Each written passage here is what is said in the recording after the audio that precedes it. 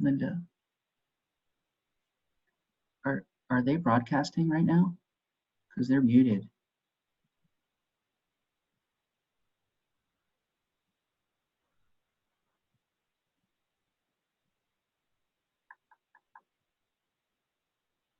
Can you hear us now? Can you hear us now? Can you hear us now? Yes. Okay, well, maybe I'll start that over again. All right, so because we just called the meeting to order. I'm Charles Briggs, here with the House Authority Board of Commissioners. Today is September 21st, and the meeting was called at 2:07. But since you couldn't hear us, we'll begin. At this time, I'd like to ask if there are any public comments. I think the procedure is to raise your hand virtually.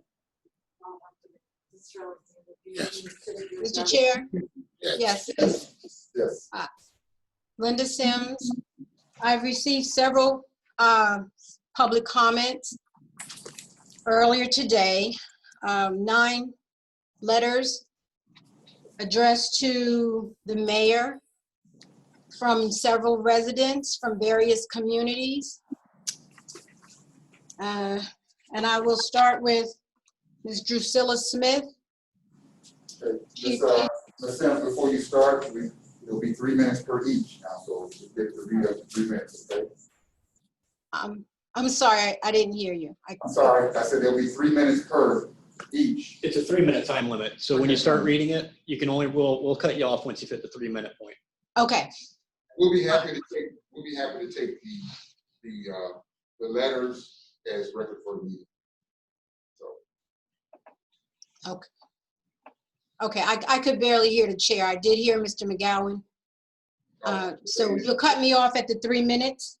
Yes, ma'am. I'll do 3, okay, 3 minutes per individual. Okay. Dear Mayor, the first one is from Drusilla Smith. We are here at Southwind Villas in support of Mr. Alexander. He's good, faithful servant. We would like to see him treated fairly. I support Mr. Alexander 100%. I noticed from back at home, St. Thomas, where I've known him. Mr. Alexander worked in the field and was always friendly, talking to people and getting to know them. He is a man of his word. Treat him with fairness. Mr. Alexander is fit in every way possible. Mr. Alexander is not too high above people, but be fair. He is like a Mother Teresa, but a man. Yes, he is. He is a good man. His hands are not too good to shake. His door is always open, and you do not have to make an appointment. We have talked hours in his office. I want him to get the job as CEO of the Jacksonville Housing Authority. Thank you for allowing me to express my feelings about Mr. Alexander. The next is from Ms. Sarah Wilson Craft, addressing again the mayor, Mayor Curry. I am writing this letter in hopes that my heart will be heard and to ask for your help. My name is Sarah Wilson Craft. I'm a resident of Centennial Townhouse West, where I was elected as Resident Management Council Secretary. As one of the leaders of our community, I feel that it would be a dereliction of my duties to not speak on behalf of our residents. First, let me say thank you for the work that you're doing in our city. You, as our city leader, have been instrumental in getting us through these trying times. Again, we say thank you to you. In this letter I sent, in a letter I sent to you in May, I spoke of the search of the CEO of Jacksonville Housing Authority. As a member of our community council, I attend JHA board meetings whenever possible to stay up to date with happenings in our authority. And therefore, I am able to answer residents' questions or give pertinent information to residents when called upon to do so. There is, however, a question that I am not able to answer. Why has Mr. Alexander not been made CEO? In the May board meeting of commissioners, the meeting deadline of June 30th, 2020 was set as a final date for placing a new CEO. The date has come and gone, and it appears that the board is back to square one in interviewing hiring process. Mr. Mayor, the Housing Authority has been shrouded in a black cloud of disgust and greed due to the actions of the former CEO, Mr. McKinney. Mr. Alexander has been a warrior among the cloud. He has stepped into the interim position and took the reins full speed. He has made property improvements, improved agency. Hold on 1 second. We've got some feedback. There we go. You're at 2 minutes and 11 seconds on that. I'll resume the clock. Okay. To be honest, I do not know many people that would have gone the length Mr. Alexander has continued. Considering he has never received full compensation for the many hats that he has worn for this authority. Let me share a short story telling the commitment of the Housing Authority and its residents. One afternoon, the call was made to management and several residents were having an issue with the water. Maintenance was called, Mr. Alexander showed up and the shovel was in hand. Mr. Alexander felt that it was his duty to step in, not as a CEO, as a resident, but as a man that cares for the people, and he selfishly dug in dress clothes any attempt to help the residents. It takes a special person to put others in front of themselves. It's 3 minutes on that one. Okay, next one. Laverne Cummings, President, City Council President, Twin Towers. I am writing this letter to you as a representative of the Housing Authority of Twin Towers and for myself. The interim CEO of the Jacksonville Housing Authority, Mr. Alexander, has been a blessing to the residents of not only Twin Towers, but of all JHA properties. Allow me the opportunity to explain why. The residents would like for Mr. Alexander to remain CEO of the Jacksonville Housing Authority CEO. During our latest resident relations meeting, it was brought to our attention, the attention of Mr. Alexander, that several of the units at Twin Tower had issued with pests. Not only did Mr. Alexander send the head of maintenance, he came himself to spoke with several of the residents to make sure the problem was addressed and fixed. Since his visit, the issue of pests with my unit has been cleared up and the other units as well. In addition, Mr. Alexander has continually sent pest control to us every week for follow-up service to make sure the problems did not come back. They have also placed boxes outside of the building to deter pests from coming in. Since COVID, Mr. Alexander has taken extra precautionary steps to ensure the safety of the elderly and disabled members of the community. Not only the temperature takers have been installed in our buildings, but the temperature and remind you to wear your mask. Our buildings are sprayed every 2 weeks to kill viruses and surfaces in the air. There are just a small number of reasons why the residents of Twin Tower feel that Mr. Alexander is the best choice for CEO of the Jacksonville Housing Authority. He is quick to respond to residents' requests and has always taken the time to make residents feel as though their voices matter. We feel that there would be no mistake. We feel it would be a mistake to put someone else in the CEO position. Thank you for taking the time to read this letter. I hope you will hear our hearts. Okay, next one is from Patricia Balcom. Good morning, Mr. Mayor. Allow me to introduce myself, Patricia. I'm a resident of Jacksonville Housing Authority. I was selected to represent the resident council of Twin Towers as their secretary, and I'm honored to serve as the president of the Housing Advisory Board. I am writing to you not only for a personal standpoint, but also as a voice of the residents of the Jacksonville Housing Authority regarding the search for CEO. As you know, Mr. Alexander appointed interim in 2018, and even with the shroud of controversy that was surrounding the Housing Authority, Mr. Alexander has been proficient in raising more morale, complete numerous projects, and making the residents feel like the first time they are appreciating and important. Mr. Alexander operates with an open door policy. He makes time to speak with residents. He is very approachable.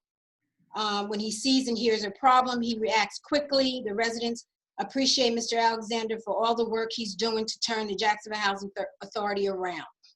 One example of Mr. Alexander's compassion is the residents in bringing control measures on site that help control the spread of COVID. He made sure the temperature takers or masks are being installed in both buildings in Twin Towers and numerous Housing Authority properties. Okay, next one. This is anonymous. Well, there's no name. I'm a resident that has been following this clown show of the city's JHA board through the news, board meetings, and the JHA website. I find it very disturbing and suspicious that a long-standing board leaders that fired the former CEO and allowed him to receive a full salary of taxpayers' dollars for an entire year are still providing governance to this agency. It has now been almost 2 years with no permanent replacement. Let's pull out some facts that have been public since the interim has stepped to the plate. Thank goodness for virtual public meetings. First of all, from what it appears, Councilman Dennis Liaison, as he calls himself, has only defended the former CEO publicly in hopes the investigation allegations wasn't politically motivated. I can only wonder what the city councilman motivation is now. It appears he is truly not interested in the welfare of the agency, the residents, or its citizens from his objective response in supporting the fired CEO. The legal counsel, as well as the council gentleman, Dennis, appears to be causing confusion within the board. Two of the oldest board members that remain, including the legal counsel, should have been replaced along with the former CEO. They were made to fire for a clean, objective start. They refer back and forth to the Sunshine Law as it was a new law that the lawyers and that it was a new law to the lawyers and the new board members.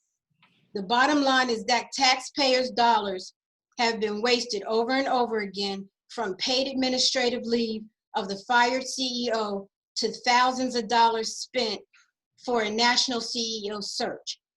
Was the job ever offered to the interim? It appears to me that many of other residents, they would have allowed him to remain interim for almost 2 years.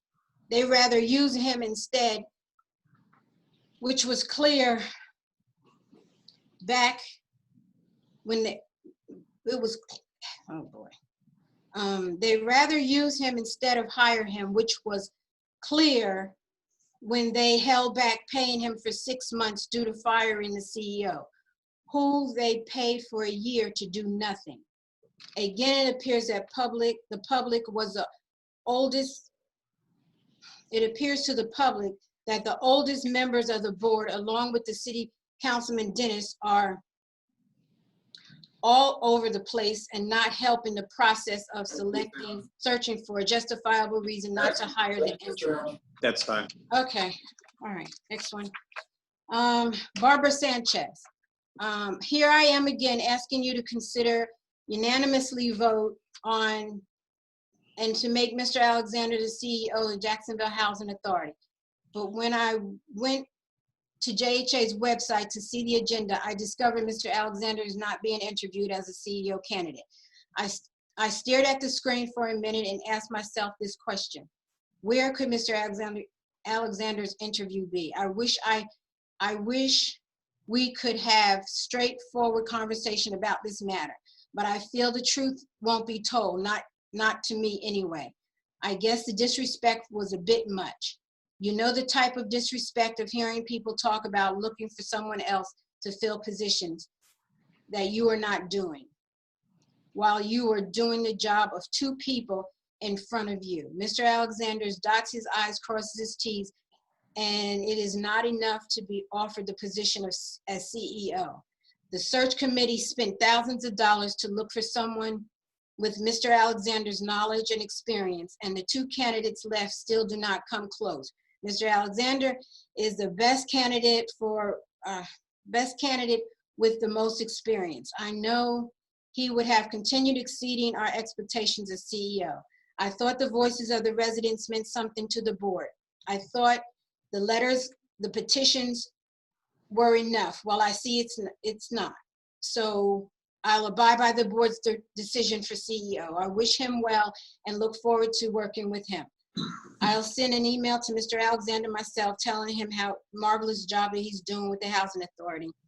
And if he leaves JHA, I pray that he goes somewhere he's greatly appreciated and not tolerated. Thank you for your time. Okay, next one is Patricia Shepard. I'm sorry. Mayor Curry, it is with pleasure to respond to you with delay a letter of completing gratitude in the service that you provide the city of Jacksonville. In addition to that, let me tell you about Mr. Alexander. My name is Patricia Shepard, and I am a resident president, Hogan Creek, Jacksonville Housing Authority, located 1320 Broad Street. Mr. Dwayne Alexander is exemplary CEO interim, and I feel he should operate the CEO permanently. Let me share with you why I feel that way. The previous administration would rarely come to see what was going on at Hogan Creek, so a relationship between the residents and him had not developed. Mr. Alexander has shown himself to be a leader for the resident. He has attended meetings when invited. He lends his support, gives us suggestions of how to improve the relationships between residents and management. He has an open door policy. He reigns true still to this day. He has attended resident council RAB meetings,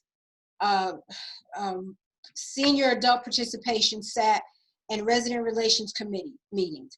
He has heard concerns of the residents, addressed them. Mr. Alexander is instrumental in replacing and repairing those things as needed. These are the things he should have done before the pandemic.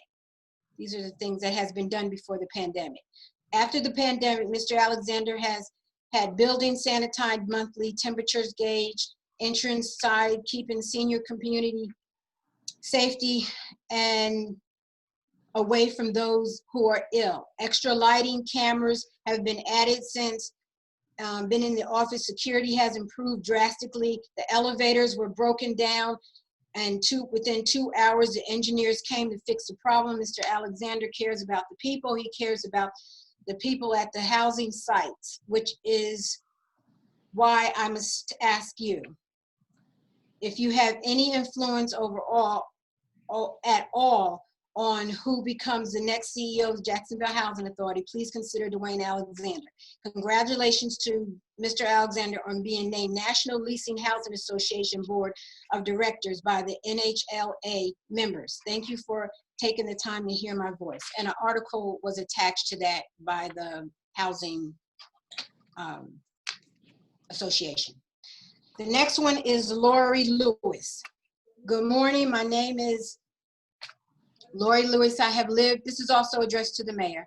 I have lived with the Housing Authority for 15 years. Currently, I reside in Hogan Creek. I was elected the Resident Council Management as secretary. I am not here to complain. However, I want to speak to you about the search for our CEO. First, I did not really know Mr. McKinney's, nor did I have much communication with him. He would sometimes come to 1320 Hogan Creek and talk to people. But I saw him more at church than I did in our community, which is directly across the street from his office. Now, let me say a few things about Mr. Alexander. Mr. Alexander took over as interim at a bad time due to controversy over Mr. McKinney's actions. But still, Mr. Alexander took over as CEO in 2018. Things have really changed. Mr. Alexander comes to the building and talks to the residents, and he also comes to many of our functions. Mr. Alexander takes the residents' real feelings as though he cares about them.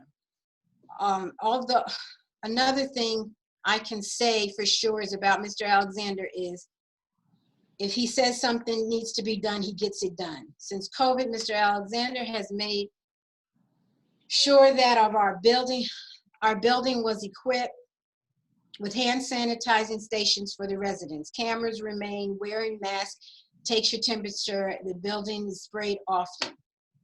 Honestly, Mr. Mayor, I truly feel that the search for a new CEO is a waste of time and of money. I am sure there are other people for the job, but Mr. Alexander is the right man for the job. He has proven to the residents over and over again that he is a wonderful person and a great CEO. So I'm asking you, speaking not only for myself, but the residents of Hogan Creek, when I ask you to please stop the selection process and please place Mr. Alexander permanently as CEO of the Housing Authority. And the last one is from Robbie Mixon, also addressed to the mayor. Thank you for the opportunity to talk to you about Mr. Dwayne Alexander. Sir, we are so grateful to you for sending him to the Jacksonville Housing Authority. I moved to Centennial in 2013. There were so many things I wanted to talk about, bad things, but we were scared to say anything. In 2017, I became resident president. That is when we started to get some things done. But as soon as the new interim was on board, things in Centennial Tower got even better.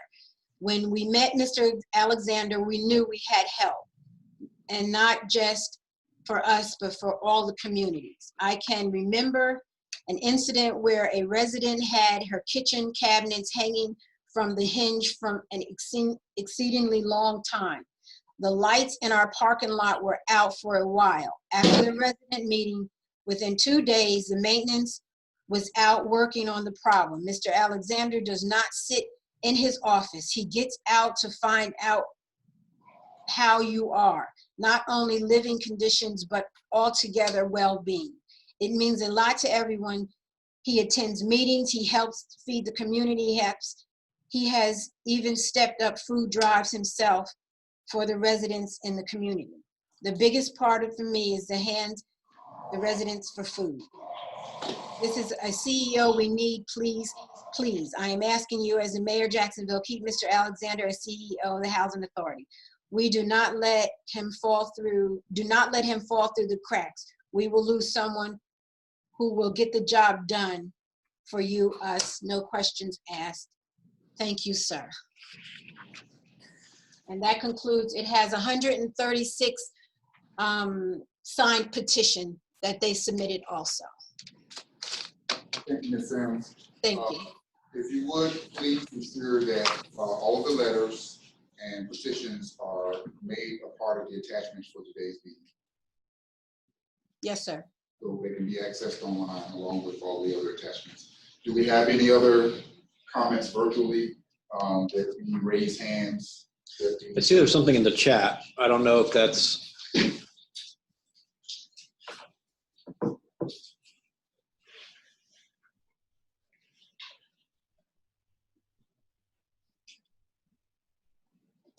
That was private to you. All right, so are there anyone else who wish to give public comment at this time? Going once, going twice. Thank you. Close public comment. All right. Next on the agenda is the approval of the minutes. I'm going to do this like you heard. Everyone had an opportunity to review the minutes. Motion to approve the minutes. Motion and second. Any unreadiness? May I just make a comment? Sure. These are excellent minutes. I don't know who did them, but I wish all our minutes could look like this for a long time because we know everything and opinions, and I feel like these are excellent. I think that like the incoming board member can look at this and know exactly what happened. I think these are great. Good. Very good. Yeah, please share that with her. Please, I Great. Good. Okay. All right. All in favor of approval of the minutes, signify by saying aye. Aye. Any opposed? Thank you. Next on the agenda are my comments. At this time, I'm going to keep my comments brief because we have a lot on the agenda today, but I just want to take this opportunity to reiterate how proud I am of this board working along. I know we're small in number, but every voice is important, and I think that that we as a team have been very focused on the work that we have to do here. I know that's going to continue throughout this meeting today, and for a board that has had to deal with COVID along with CEO search and other things like RAG conversion, I think that we've done a great job, and I really appreciate all of the work that each and every one of you've done. I appreciate all of your voices, so I don't want that to be lost in what the work that we're doing here. I also want to extend that to the staff as well. Mr. McGowan, you just mentioned about the minutes, but that is, par for the course, what we're getting. The staff is doing a wonderful job. Anytime that I call and ask, everything is ready within a moment's notice, and we have great communication back and forth between the staff here. I haven't had any problems, and I think everyone, even in this environment where we're all a little hesitant to do things because we don't know what's next because we're operating out of a pandemic, this staff has performed admirably. So I want to make sure we say that on the record. Again, I'm going to keep my comments short and brief. So let's move on to asset management report, Mr. Alexander.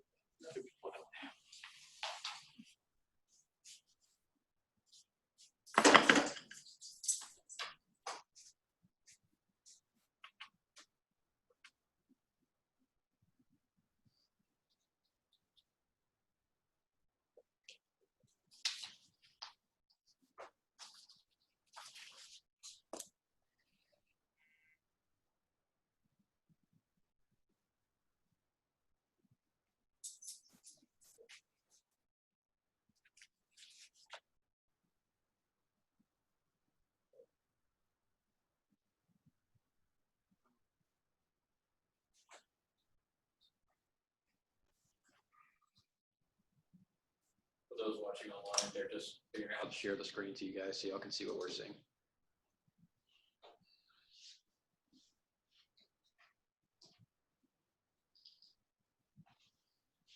Okay, good afternoon, Commissioners. Good afternoon. Yeah, I'm just gonna go over the asset report and go over all the numbers for each department. For the month of August, we had a total of 95.89% in rent collection. For the month of July, we had 93, which was up from the month before. And overall, we are pretty much averaging around a little bit better than 95% overall rent collection, considering most of the months that we had some setbacks during the pandemic months, but we were still over or close to that 95 percentile. Occupancy for public housing continues to stick around 98%. Affordable housing is around 98%. give us an overall occupancy in all our communities at 98%. Our waiting list for public housing, we have 5,606 on the waiting list. Affordable housing, we have at Brentwood, we have 64, and at Jack's Beach, we have 237 on that waiting list. Vacancies, and you'll see that we have the unit term contractors coming in front of the board this month. But year to date, we have turned 430 units, and for the month of August alone, we turned 29 units, and the average unit turnaround time is 8.6 days, which is below the 10 days that HUD says to give us a grade of an A.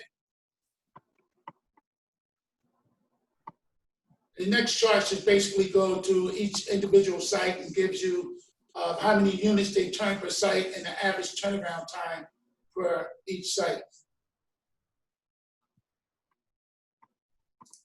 For the month of, Mr. Alexander, yes, ma'am. because of the way that I'm situated, I've got the meeting pulled up on my computer, and what I'm seeing is not what you're seeing. So I'm wondering if the public is able to see. Okay. You are correct. Thank you, sir.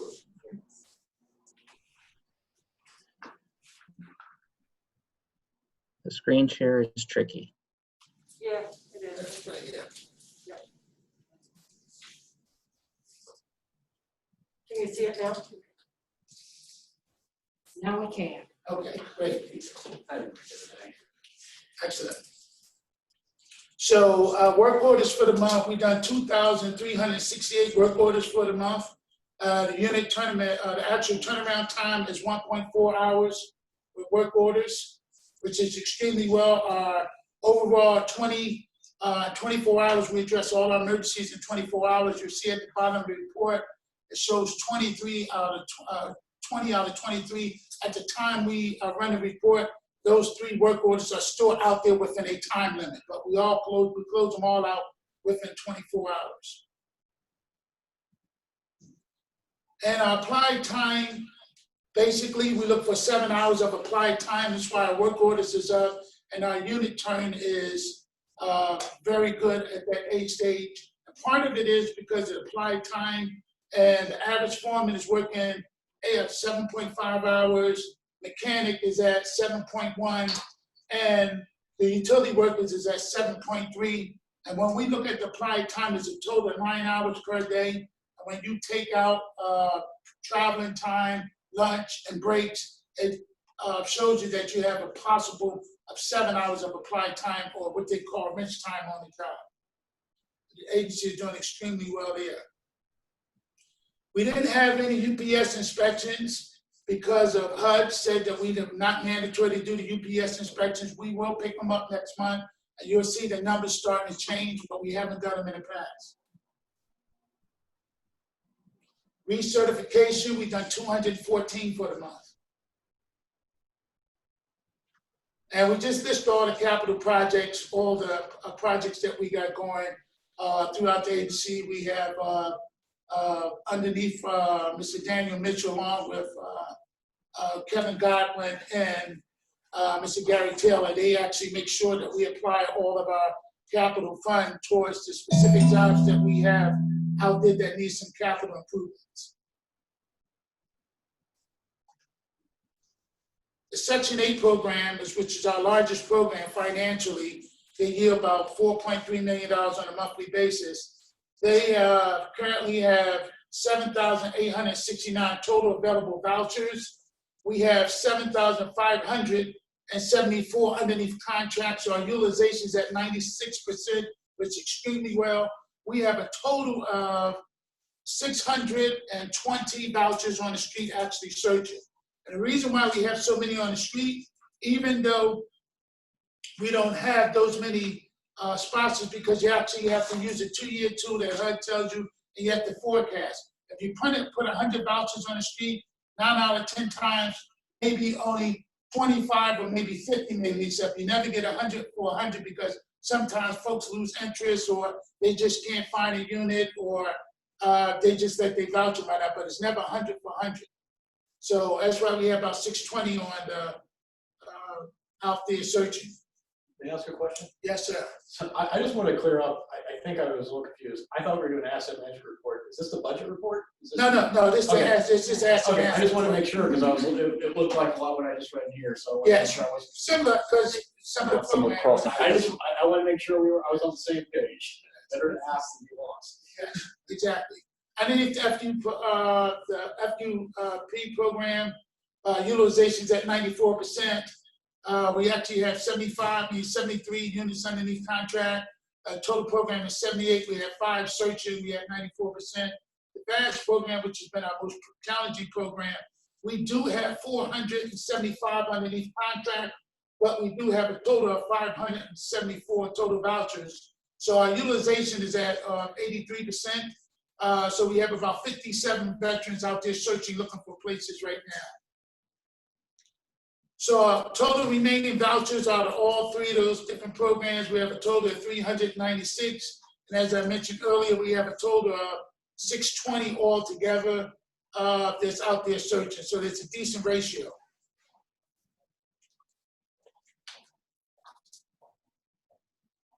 Just going some of the statistics with the Human Resources Department. Totally, going through the statistics, we have 174 employees. We budgeted for 208. HR is still doing a very good job in trying to interview people, and we're trying to get folks in here. We just had a couple meetings last week where we interviewed for both managers for public housing and managers for the HCV program. And we have a list of the current open positions that we actually have out there recruiting for.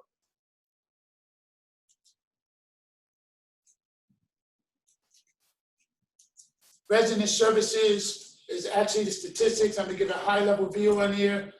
For the month of August, the Resident Services Department actually managed a total of 524 residents and families during the month. And then we provide all the statistics of all the programs and all the activities they have going on through the month of August, including the training. And if you see noted there for the training for the month of August, we have proper record retention and public records, the American Disabilities Act, ADA, auto safety, fire and resident safety, and housing and education series, which was 55 minutes. We have contract management. I know sometimes we normally get phone calls of where we have with specific contracts. We are managing that on a monthly basis, on a monthly basis, but Ms. Colleen Orsini, who's the supervisor in contracts, makes sure she provides a detail of contract reports so that each director that manage their department and have these contracts in their department and know exactly where they're at all times. And then we have a list there of the current bids and the recently awarded bids right there as well. The compliance department, who's been doing an outstanding job altogether, the compliance department collective for fraud for the month of August, it collected $15,581,000.86, and year to date they collected $269,040. They did an excellent job in collecting fraud and bad debt. They collected $4,681.65. In year to date for bad debt, they have collected $92,631.49. So overall, year to date, paid to date, they have collected $238,900.89. They're actually right where they were last year. Keep in mind, last year there was 14% where they were more than they had the year before. They're doing an outstanding job in there. Now, for the month of August, we didn't have much for obsolete equipment. The sale, we only sold $5 for the month, but we're trying to sell every little thing that we have down there that's obsolete that we can get $2 for.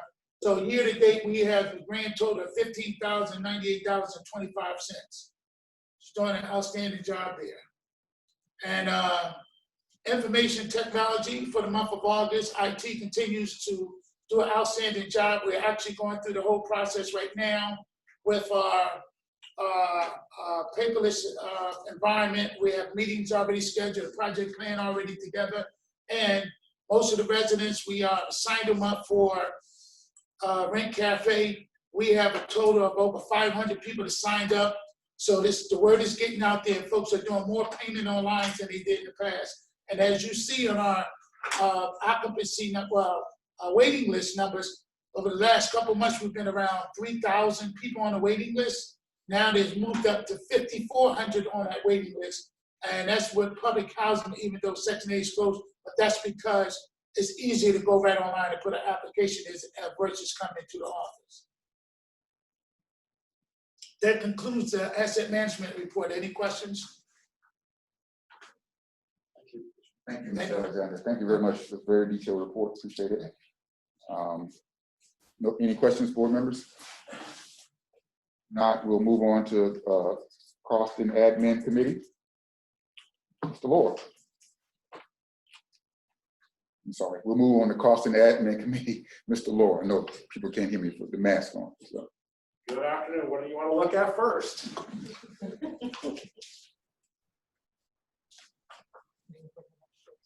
What's that?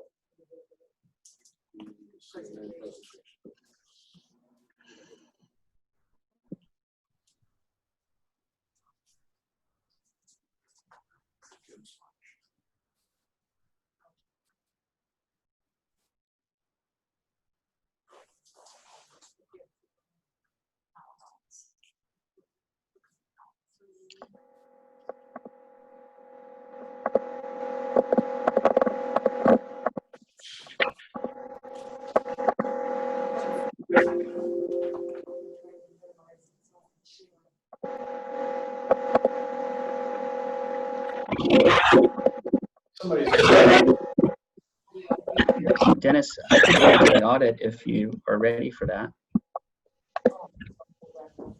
This one's for the new technology side. There's also somebody on this computer.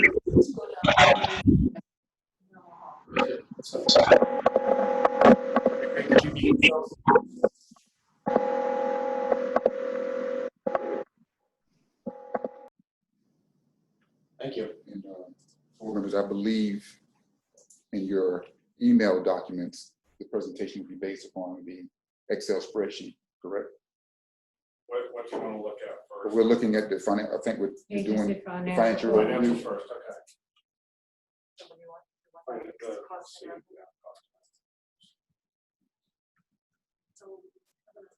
Mr. Chair, I think what he was saying was if they weren't ready, that they could go over the audit. Put this together. Good afternoon, commissioners.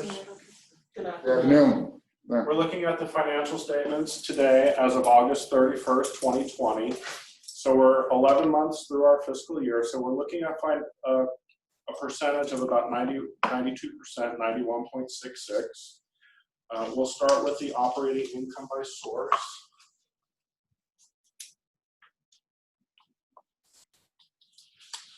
For the month, we did very well. Our current monthly operating income is $41,035, and for the year to date, we're at $5,056,848. Looking at our central office cost center, we're budgeted to be at 92% for our income. We're actually at 91%. We're just slightly under budget by 1%, so that's really good. And then moving on to our expenses are actually at 99%, and we're a little bit over budget because of the extra expenses that we've incurred for COVID, with all of the different things that we're using to fight the virus in the central office here. Looking at public housing, again, our income is at 96%. That's very good. We've been given some extra money from HUD, so our operating subsidy is trending higher than anticipated.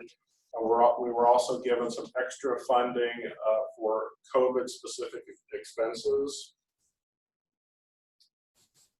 Looking at our actual expenses for public housing, we're at 93%, so about 2% over budget. So again, we're doing well. The big difference is the expenses are a little high due to the COVID. All of the extra cleaning and different things, disinfecting that we're doing at the properties is showing up now in our financials. For our Section 8 program, this is our operations piece. We're actually at 101% for our income, which is very good. That's our administrative fees. HUD typically will prorate them, and with the extra money that they've given us for COVID, plus the extra vouchers that we've leased, we're at 101% now, so that's very good. At the same time, we're keeping our expenses in check. So we're at 93% on our expenses, just 1% over budget. But again, we're already over budget with our income. So we have net income for the program. So that's very good for Section 8. For our affordable housing, again, COVID has hit it a little bit. We're at 89% for our income, down a little bit from what we've budgeted, but still very good for the property. For our expenses, we're at 82%, so they've kept the expenses really low. That's very good for our bottom line, and we're doing really well there. And then for our cash reserves, we have $218,000 of funds that are committed, and we ended the month with available reserves of $31,657,691. And then we look at our financial indicators every month, our quick ratio, and our month's expendable net asset ratio, our MENAR. And our quick ratio is ranging between 3.5% and 9%, almost 10%. And then our MENAR is up to 20 at Southwind, so we're doing very well with our ratios. Any questions about the financials? I did have just one quick one. It's you talked about a few areas where we had expenses that been hit versus COVID, but you also mentioned that we had additional funds coming to take care of that. With 1 month left to go, you anticipate we'll be balanced coming out at the end of the year, correct? I think we'll be coming out very well at the end of the year, yes. So when do we get the reimbursement money? We've received it already, Okay. And we're recording it as income as we expense it. So right now it's a liability that we would have to pay back to HUD. But as we incur expenses for COVID, we're moving that to income. Chair, Ms. Chair Dennis, I noticed that there are about five properties that are red on the quick ratio. Yes. Are they affected at all by these COVID reimbursements that we're waiting for? The red on the chart doesn't have anything to do with the COVID money. The COVID money is a separate pool of money, so they'll receive that regardless of what color they are on the scale. So what are we doing, I guess, to Mr. Alexander? We'd like to see them at a minimum of 4. So what kind of steps are we taking to get? Yeah, we're working on it now. We have made a lot of adjustments over the last couple months because of staffing. We had to take some staff from one site and put it to the other site. So we had incurred extra expenses on there. But as we move forward, hopefully before the end of the year, you'll see us back up there, past 4 again. You mean right into September, or you mean by the end of Yeah, that's it. Yeah, going towards next month, yes. Fiscal year ends September. Yeah. And you're saying that because we moved resources, Yeah, we resources around. That's correct. We had moved some resources around because some folks was out on COVID, and we had some folks fell behind at some sites. So to level that specific site out, we sent some additional help there, including some temporary help there, which had some overruns. Any other questions, board members? Okay, Mr. Lloyd, you can move on.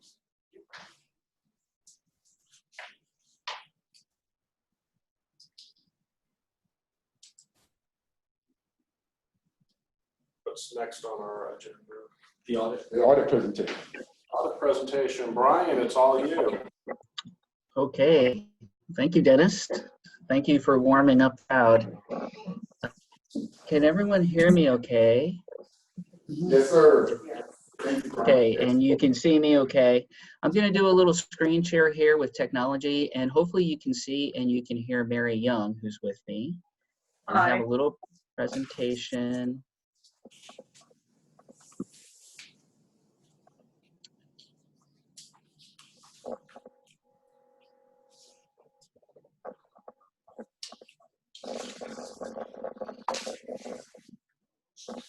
Can everyone see a little PowerPoint screen there?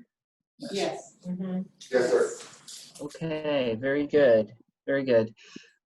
So I do want to point out to you, understandingly, that we just came after Dennis's presentation, but this is as of September 30, 2019. So the numbers and the reserves and the data, the financial highlights are literally a year old. They're going to be your September 30, 2019 ending numbers. So that's first and foremost. Once again, my name is Brian Demeroff. I'm the partner with Berman Hopkins. We have Mary Young, who's a manager, and I'm not sure if Nick Davey, I know he was on the meeting, but he left after a little bit ago. He may be joining us, but he's really the one that has to do all the work. So again, just those were the introductions, and the audit I want to emphasize is a financial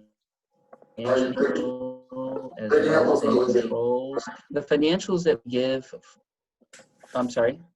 You're breaking up on us a little bit. Okay, I apologize for that. If you can hear me now, I'll try and kind of quick. Yes. But Yes, sir. your audit opinion for your numbers includes all programs, projects, and the blended component units. Blended component units are listed there. So it's much more than just strictly public housing and your HCV program. There's a lot of component units and related parties that are involved. And you actually have one discrete component unit, the waves is a new one. We have to do several accounting standards. The first two is GASB, which is what we consider to be GAAP, Generally Accepted Accounting Principles. Then we have to follow generally accepting auditing standards as well as governmental auditing standards. And then we have to do another little, it's not really a reporting standard. It's not an audit standard, more of a reporting standard, is we have to submit the audit to HUD, and REACT, the Real Estate Assessment Center, has to review it and comment on it. We have 3 audit standards that we're really looking at here, and the normal audit standards is level 1. Every audit involves that. Because you have taxpayer responsibility, fiduciary responsibility with taxpayer dollars, we have to apply the government auditing standards. Then, because you're getting federal funds, we're going to be auditing under the uniform guidance your major programs. And we have 2 programs, the HCV program, Section 8 program there, and your capital fund. In all of those opinions and all of those reports, you had a clean bill of health. So we're giving you that's a simplified term, but we're actually using the term clean opinion. So for the audit, for the numbers, it presents fairly in all material respects. So we're not looking at everything. We're only looking for things that could have a direct and material effect on the financial statement numbers, bank reconciliations, fixed assets, depreciation, things of that nature on the numbers. But all of the opinions, all of the reports were very good. We do have a couple recommendations though. The financial close process could have been better. So we encountered some difficulties while doing the audit. COVID hit, but also a change in the CFO position, complicated waves transactions, and then of course, what was uploaded to REAC as an unaudited with a different individual that's there now. You had some outside consultants. So the documentation trail of that provided a little bit of difficulty for us. All of that's just in the financial close process. Again, these are not findings, these are just recommendations. Then we had a little minor issue with payroll, pension. We just want to recommend that you ensure some payroll withholdings are being remitted timely, whether it's any type of fringe benefit, but in this regard, it was pension related. And then the Section 8 waiting list with your Yardi system. Controls have been put in place, but part of those controls is to generate a report so you can see who accessed what. And I don't think those reports were being generated. Again, these are not findings, these are just recommendations. We do have another few items we need to talk about. Significant accounting policies are going to be in the financials in Note A. Very detailed, very extensive. The waves as a first year being involved as presented as a discrete this year.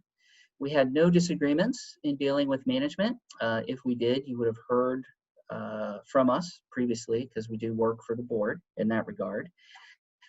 We did have certain difficulties. We didn't have difficulties really in dealing with management, but we had difficulties encountered because of what I mentioned in the financial close process with key staff turnover at a critical time there. It complicated transactions as well. Accounting estimates are inherent in the process. A good accounting estimate that's really an actuarial assumption as far as all kinds of, statistically valid and research. The actuaries actually come in and do a report for that pension liability. But collectability of receivables, useful lives of your fixed assets, current portion of compensated absences, things of that nature are estimates, and that's inherent in the numbers as well. Several adjustments were made, nothing that would have been indicative of poor financial record keeping where we would have had to provide you a finding. We did have entries, we did have adjustments, but again, it's just a recommendation to improve on the financial close. Financial highlights. Again, I want to emphasize September 30, 2019, not as of today. This is as of then. An increase over the prior year of about 7.7 million and a total of 76 million in HUD revenue. Pension liability is 21 million, less certain deferrals of 4 million. So it kind of makes it be a net 17. However, I talked about estimations. Currently, because we're a year away from the September 30, 2019, we do have some data and it looks like it's estimated to go from 21 million to 25 million as of 9/30/2020. Net position, 92 million in ending net position. And that's after we show the pension liability. So your assets are very solid in that regard.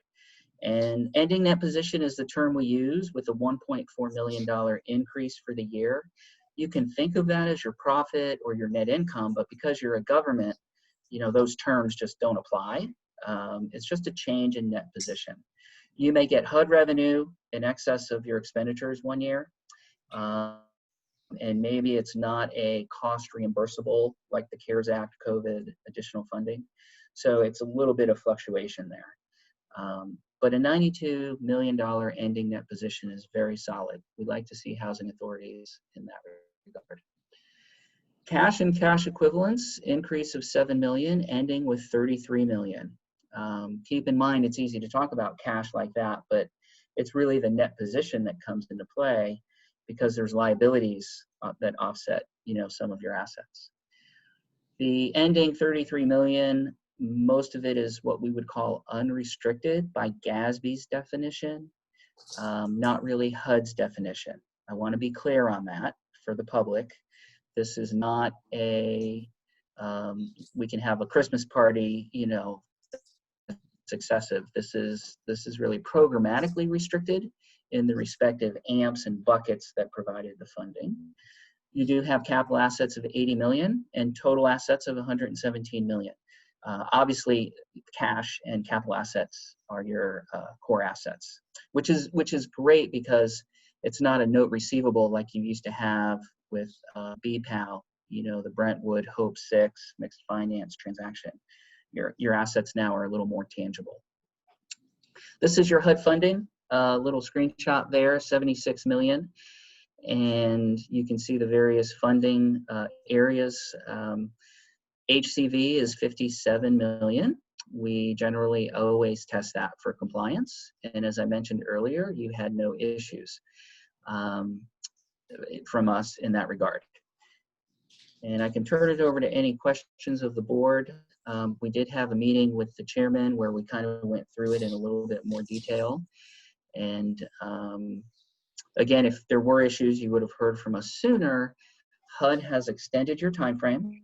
So we have a little bit more time to close. And this is a key point. We were not in a rush until, you know, we do these for the federal clearinghouse because you have federal funds. They've extended your due date. HUD, because of COVID, they've extended your due date. So we were not really in a big rush to meet a timeline other than bankers for investing purposes. So I apologize you didn't get a draft of the financial in advance of the meeting, but we're in the wrap-up phase. We're reviewing it, and I gave you the highlights of the numbers and the opinions, but we want to send it out for a investor-banker relationship. Thank you, Brian. We appreciate that, and thank you for your time on Friday. I enjoyed your presentation, and I was very pleased at the outcome of the audit, and we thank you for your hard work. Commissioners, any questions? Yes, Mr. McGowan. I have two. I don't know if they're for him or the CEO, but first of all, there was a list of action items that needed to be addressed. Well, they didn't need to be addressed, but they were like just suggestions. What is being done? Like, what is the process? You know, there were like a couple, like the REACT and a couple like minor things. What would be the process in implementing those so that when they do the audit next year, it doesn't pop back up? We already started addressing them because, again, as he mentioned, that this was from 2019, and one of the problems was that we had a change of staffing back there. One of the fixtures back there is Ms. Nella Castable. She's been here during the last two CFOs regime. So she was a fixture back there, but since Mr. Dennis Law is there, he has extensive housing experience. He worked at several other housing authorities as a CFO. So they had jumped right on some of the things that the previous CFO missed through the lack of not having housing authority experience. So we put a lot of good things in place so that we won't have this problem next year. So typically what happens is that those recommendations, we ask staff to respond to those recommendations back to us. And then they will come back and then we can address those recommendations with staff. A lot of them get taken care of before we even get here, they get back to us, but most of the recommendations from Mr. Nemiroff and the audit seem to be things that can be corrected without a lot of angst or policy changes through the board. And oftentimes, Mr. Chair, when they send the draft to us, then the agency has an opportunity to respond and incorporate the changes or the work that's being put in place to correct or alleviate it as a part of the overall audit. Because these are not findings that may not be a part of what will be in our final report. But typically, if we have findings, we respond to those findings as incorporated. That's correct. Yes. Very thankful we didn't have any findings. That is correct. Yeah, we're very grateful and happy that we didn't have any findings whatsoever. As you all know, we had one last year, a couple last year. So this year was extra special to us to make sure that we didn't have any. And we have definitely put some of these things in place as far as addressing the recommendations, and we're just pleased with the overall financial report. McGowan? Well, I just want to give you an opportunity to say that you addressed this. Really where I was going with it. The second one is dealing with the pension liability. It went up, went from 21 million, I believe, to 25 million. Is there any cause for alarm in that? Is that normal? Where does that number sit? And is there any action we need to take to help make sure the liability, make sure that's properly funded, or where are we on that? I can let Brian respond to that. And I will let Mary respond if Mary's okay with that. If it comes back to me, I don't have an answer. No, it's just that Mary waited patiently for her turn, so this is perfect. So I audit Since the you asked. pension part of the financial statements. And we all love that part, which is why I'm going to give you the info on it. This is where you're part of the city's pension plan. And between the city and JEA, they control about 99% of the pension. The total liability is the total liability for the plan for all the participants. So you and JEA and the city, the total liability at the end of 18 was over $1 billion. It raised to about 1.2 billion for the end of 19. And so the funding and the plan for the funding, a couple of years ago, this is where the city went and requested special ability to use a surtax to set aside special funds, special tax funds to actually pay the liability down because it's gotten so large, especially from the city's perspective. And they closed the plan down as of the end of September 2016. So no new people entered the plan. So the plan will increase in liability over the next 5 to 10 years until this surtax funding then starts to make a major change in the liability. And then after that part, it should normalize. So there is some time where it's strictly going to increase. That liability is not the same as how much the housing authority has to pay. That's a separate calculation. I believe you're paying a little bit over $50,000 per pay period. That could change in the near future, and that's the part that really impacts your operations because that's your cash flow. Thank you, Mary. I'd like to add to that it is an estimate, and keep that in mind, that investment returns of the part that's funded, the market, anything could impact a lot of rates and assumptions that are in there. So it's an estimate. And GASB, that Government Accounting Standard Board I mentioned, is the one that wanted that to be shared from the pension plans, from dispersed to the housing authorities. It's a defined benefit plan. So there's a lot of calculations. People are guaranteed a certain benefit based on their income and when they retire and for how long they're going to live. Whereas a defined contribution plan is really, you define what you contribute, and then your balance when you're done is your balance. So a lot of housing authorities that are involved in the state, the FRS, Florida Retirement System, very similar, very large liabilities. But I do want to emphasize it's a future liability that GASB is making you put on your books, but you're paying as you go. You're paying your required amount at $51,000 a month, as Mary indicated. But it is an estimate, and we'll keep an eye on it, and it's almost that time to look at it for September 30, 2020. Thank you. Yes, thank Yeah, you. it sounds like the pay-as-you-go is what we're concerned about, right? As long as that pay-as-you-go doesn't go too far, too high. Thank you very much. Any other questions for on the audit? Thank you very much, Brian. Oh, I'm sorry, Commissioner No Phillips. question, just the staff is to be commended. We do appreciate the hard work of the financial team, all that they do to keep the financials in order. Yes, it takes a lot to know this information because we're dealing with federal dollars.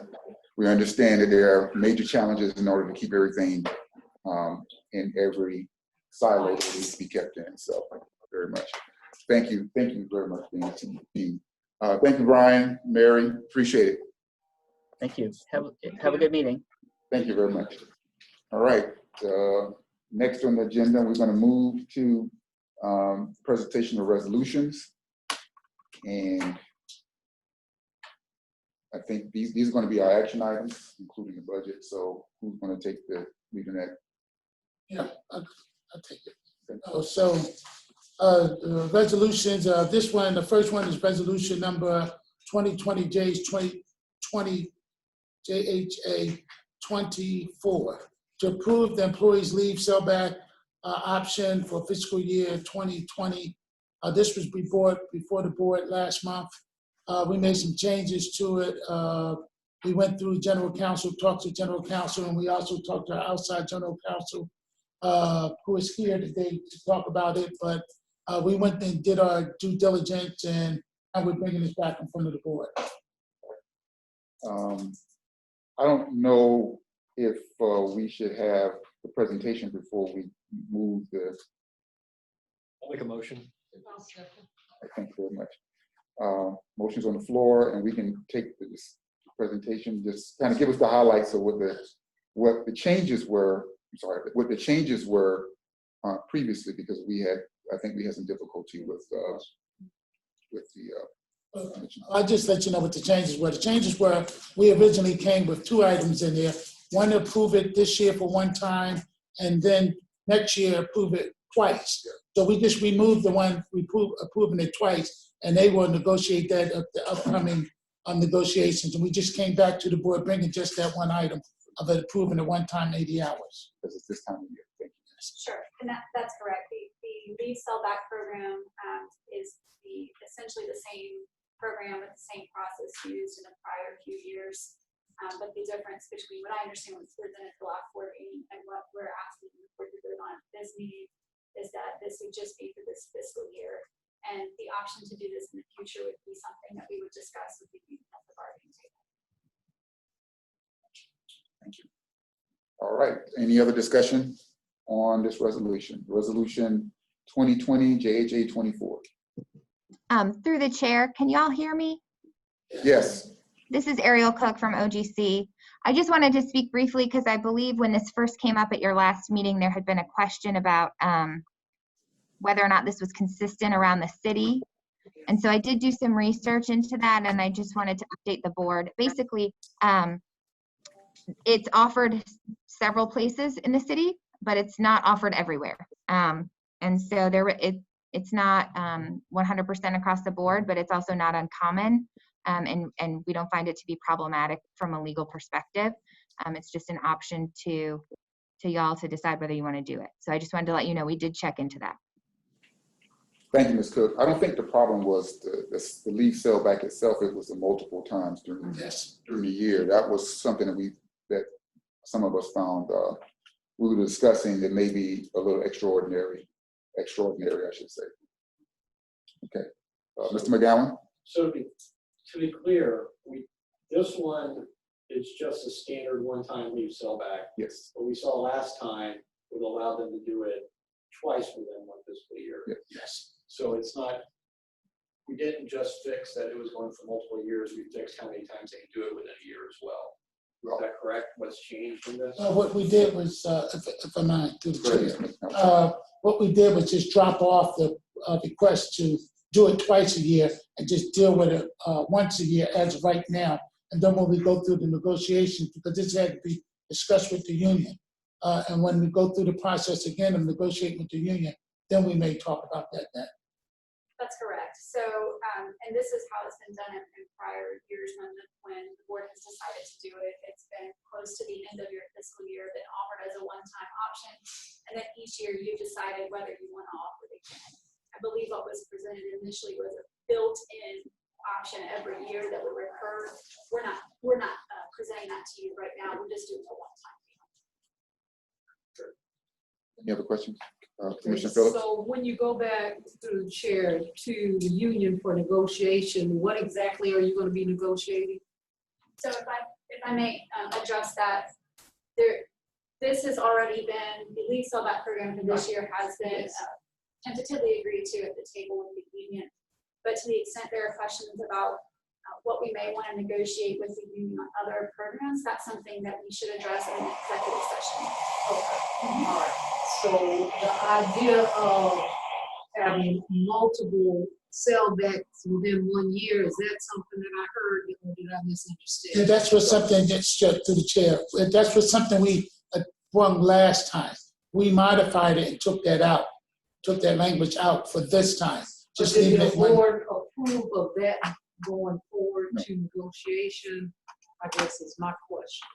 You mean for And if I just, because I want to make sure we Stay within. that's Yeah. correct, I'm sorry, Chairman, but I want to just make sure we stay within the bounds of what's appropriate to discuss in the public meeting versus the executive session. But that is something, whether the board wishes to offer that in the future and how, is something that we should discuss in the executive session. That has not yet been discussed. Yeah, just, McGowan? we did not take action on this last month. No. So, yeah, it was brought up and then we decided to defer it on, so that's how we got here. And my concern is whether or not the board will have to take action prior to any future. Prior to them discussing it. Yeah. That would be an executive session, that's correct. That's right. Any other discussion? All in favor of resolution 2020 JHA 24, signify by saying aye. Aye. Any opposed? Okay, JHA 24 passes. Next resolution, Mr. Alexander. Thank you. Resolution 2020 JHA 27 is to approve JHA wide unit term contractual services renewal to 6 contractors, amount not to exceed $775,000. This is actually the 3rd year of the contract.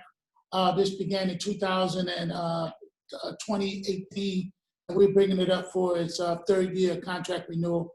We bring it up every year just to address our unit turn. As I mentioned earlier, in asset management, we turn 430 units, a substantial amount of units we turn on a yearly basis. And we're asking the board to approve this contract. Great. Can I get a motion to approve? Move and second, Mr. McGowan. Any discussion? That's a quick question. Yes. Did we add any new contractors, or are these the same contractors that we've had? Yes, these are the same 6 ones we awarded back in 2018. Any increase year over year? Is there an increase, or is the maximum the same as it was? Yeah, the maximum is still the same, yes, ma'am. So their contract is, it's literally these 6 groups every year. We're just approving them yearly. Yeah, this original contract, we just renewing it each year. All right. Any other questions? All in favor, signify by saying aye. Aye. Any opposed? Thank you. By your action, you've approved JHA 27. All right, next resolution, JHA 28. Yes, this is resolution number 2020 JHA 28 to approve the JHA-wide security guard services contract renewal with Wiser Security Services, amount not to exceed $491,887.52. This is actually the last of the 5-year contract. This is for that $491,000, and this is actually, we provide 24-hour security service at Durkeeville and Twins Towers, and well, let me take that back. We 24 hours at Durkeeville and 24 hours at Hogan Creek, and at Twin Towers, Brentwood, and Centennial Towers, we provide after-hour services. And we're asking the board to approve this. Moving from Commissioner Phillips. Second. Second from Mr. McGowan. Discussion? So you said this is the end of the 5-year contract? Yes. And then we'll have to bid it back out after that? Or is there a renewal built in or No. some sort of extension after We that? will go back out against them. Any other discussion? All in favor, signify by saying aye. Aye. Any opposed? By your action, you have approved Resolution 2020 JJ 28. All right, let's get down to the nitty gritty. Getting closer to it. JJ 29. This is resolution 2020 JJ 29 to approve the JJ-wide lawn care maintenance contract renewal to Total Lawn Care in Brightview, amount not to exceed $438,543.64. This contract includes all of our properties, the contract for all our properties, and it also includes both.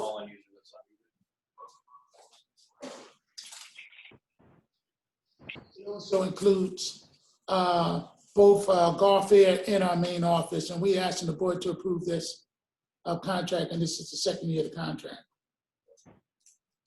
Motion? Motion. Second, Ms. Brock. Discussion.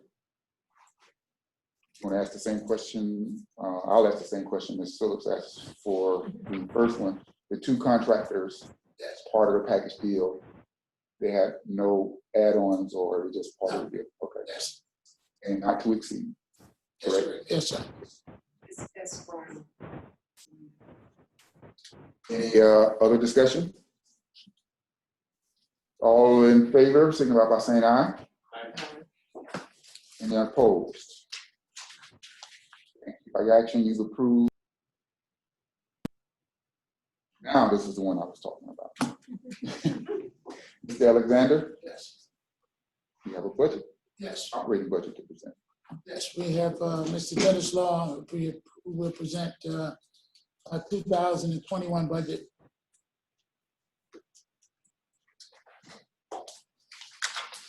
I will hopefully keep this short. We'll see. We'll see. Do we need a motion for that, the presentation, or the? No, we'll move the budget when he's. Actually, I think we should. Yeah. Can I get a motion for JJ 30? Second, Ms. Phillips. Discussion is going to come from Mr. Law. Thank you.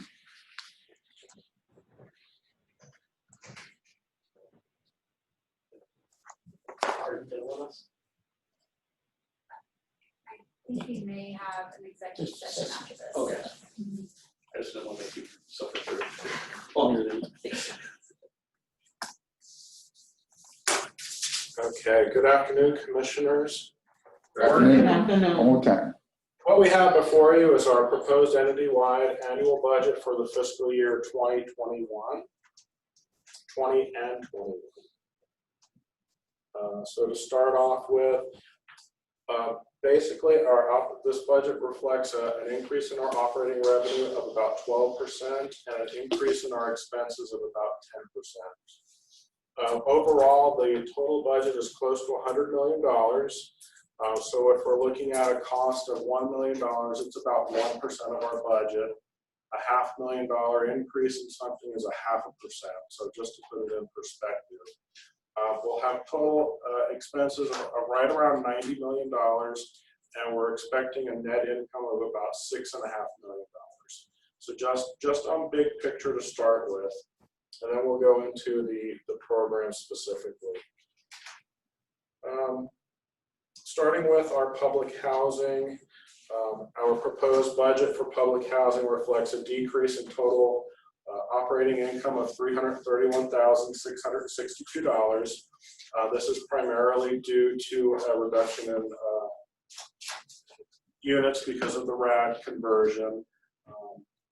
Our total operating revenue is going to decrease by $951,291, and our expenses are expected to decrease by $629,629. For our operating revenue, the decrease is primarily attributed to the RAD conversion. And then for our operating expenses, they're decreasing $619,629. Salaries and benefits from fiscal year, the current fiscal year, expected to decrease $515,604. This is not due to a layoff or anything, but we're transferring employees from public housing to RAD. So it's the same employees, they're just going to be paid out of a different group of money. Our contract costs are also going to decrease about $104,000. This is for our maintenance contracts, and that's again due to having fewer public housing properties.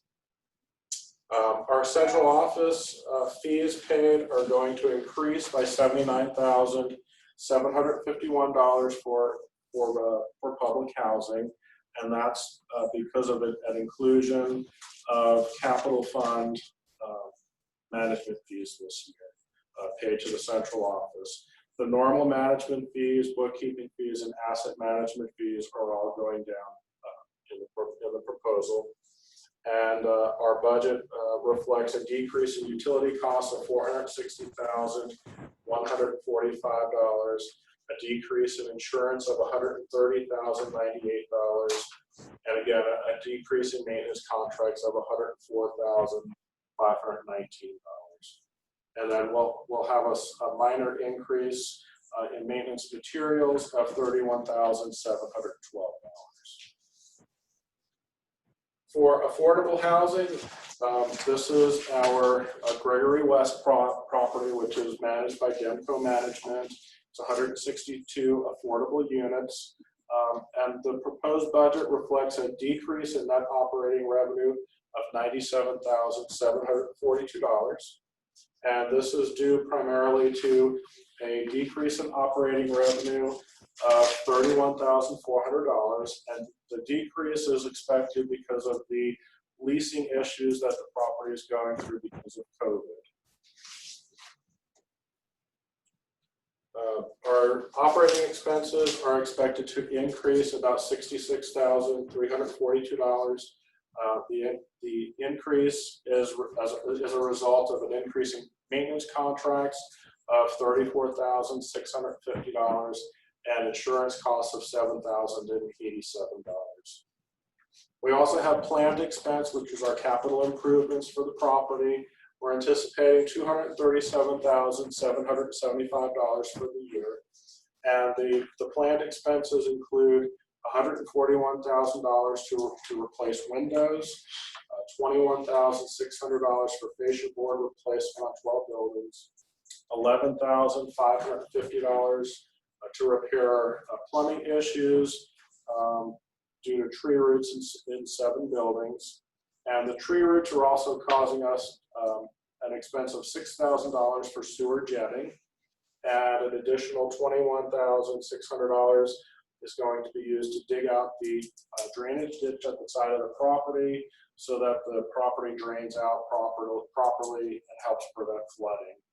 And then we're also anticipating $29,000 for tree removal and another $7,000 for gutter cleaning. For our rental assistance demonstration, we've talked about it. HUD has about $40 billion on the books for deferred maintenance costs. This program allows us to move public housing units to affordable housing, and it transfers the operating subsidy into a Section 8 project-based voucher. So we'll be continuing our construction at the Waves, which is just about complete. And we should be closing out Centennial Towers and also Hogan Creek shortly, and all of the repairs and upgrades to those properties will begin. But we're able to turn our vouchers into a long-term loan, which will help pay for those improvements. Dan? Yes. I'm just curious. So RAD's not been something that's been included in our budget summary in the past. That's something new. How will that be added into a budget summary? Is it going to be its own line moving forward, or how will we be able to see that? Because I'm looking at it here, and maybe I'm not. It's included in the summary, but there's a new section in the budget for RAD specifically, and you can look at each individual property there. I just wanted to see how we're going to be looking at that moving forward. Thank you. Yes. Moving on to our housing assistance, housing choice voucher program, also known as Section 8, looking at our operations piece. We currently manage 7,869 vouchers. With the RAD conversion, we're looking at adding at least another 500 vouchers.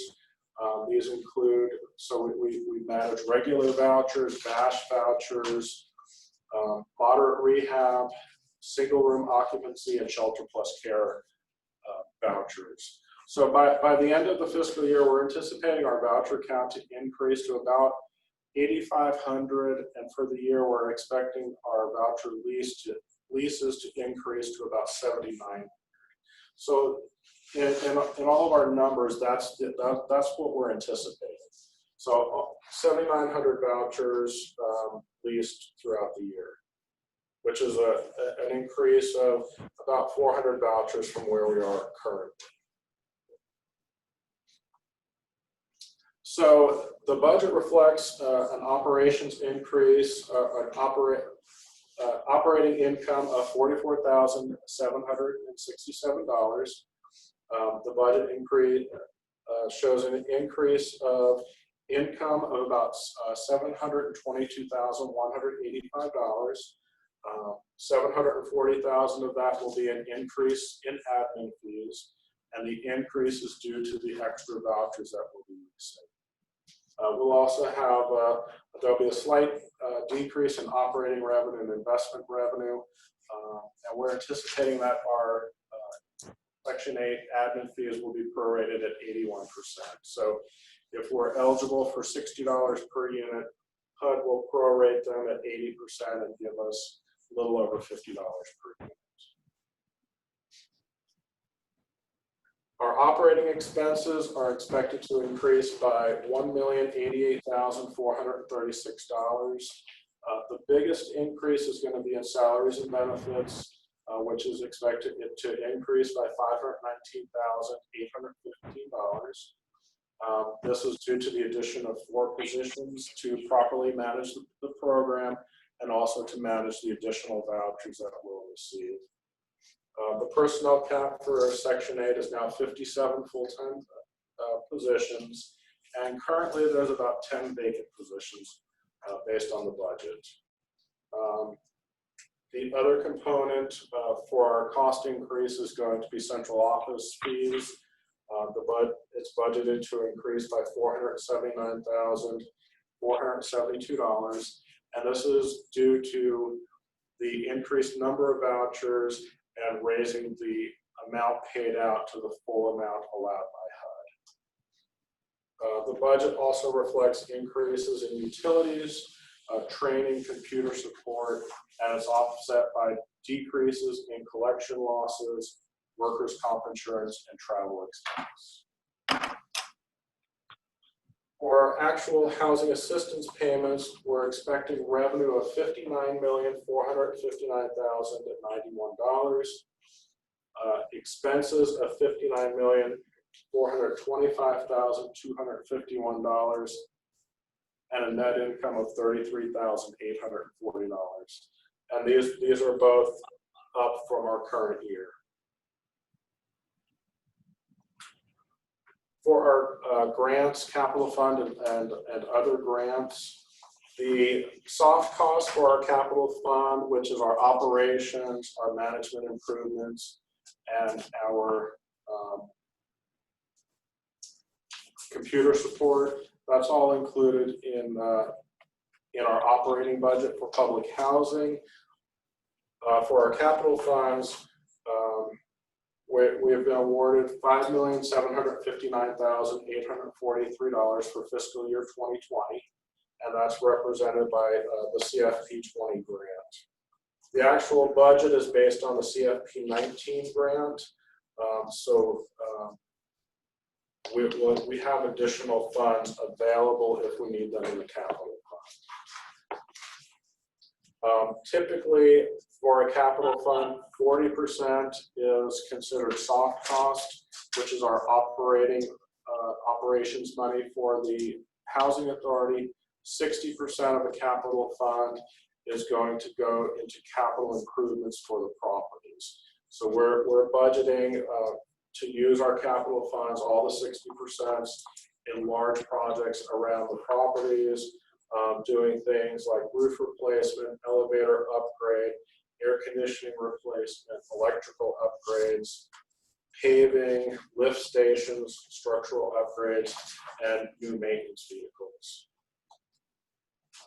We have other grants totaling $527,191. It represents a decrease in funding of about $48,435. And these are the Resident Opportunity and Self-Sufficiency, or ROS grant, and the Family Self-Sufficiency, or FSS grant. The purpose of these grants is to provide funding for service coordinators who assess the needs of residents and promote strategies to help residents get an education and increase their income and things of that nature. We've also been awarded a community development block grant from the city of Jacksonville. We have 2 grants, and for the upcoming year, the budget's been cut a little bit, but we'll receive $15,000 for the Neighborhood Network Center and an additional $15,000 for family self-sufficiency activities. For our central office operations, the central office is comprised of departments that have oversight of the organization. So it's the management of the agency, it's the accounting of the agency, it's asset management, and it's IT. So for fiscal year 2021, our proposed budget reflects a net operating income of $541,112, and that's over our current amount. Our operating revenue is reflecting an increase in revenue of $634,804, and the increase is primarily due to additional Section 8 management fees of $250,176, bookkeeping fees of $229,296, and affordable housing management fees of $541,636. Our operating expenses are increasing a modest $93,692, and this is reflected by an increase in just administrative expense of $225,604, offset by a decrease in salaries and benefits of $122,232. For Brentwood Park, we have 328 units. Their total of which 226 are public housing units. For our operating revenues, we have operating income budgeted an increase of $278,598. And we have increases in tenant assistance payments of $51,067. Capital fund from JHA of $254,726. For our operating expenses, we have an increase of $267,288. This is due to an increase in salaries and benefits, insurance, management fees, and other operating expenses, offset by reductions in utilities, maintenance contracts, collection losses, and maintenance supplies. The 2021 budget includes salary and benefits for 9 full-time employees, representing no change from the prior year. And then we have key budget assumptions. The budget reflects 0 salary increase for the upcoming fiscal year. If there is a salary increase, that'll be brought to the board at a later date after we're able to negotiate with the union. The 2021 budget includes salaries and benefits for 218 full-time equivalent positions, which is an increase of 10 from the prior fiscal year. And the budget reflects an increase in salaries and benefits of $849,914. The insurance reflects a decrease of $264,000 That should be an increase of $264,799 for the upcoming year, and that increase is related to our RAD properties. And then there are many variables associated with the actuarial reports for our pension plan, so that's going to be built into our budget. And then the city in 2017-18, the city enacted a change to our contribution, that the amount of our contribution has been stable for the past few years.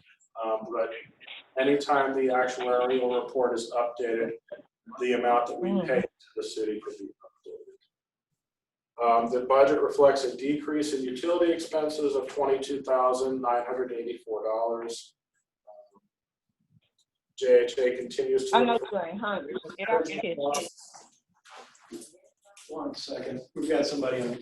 If everybody can mute themselves, but this is a call-in user.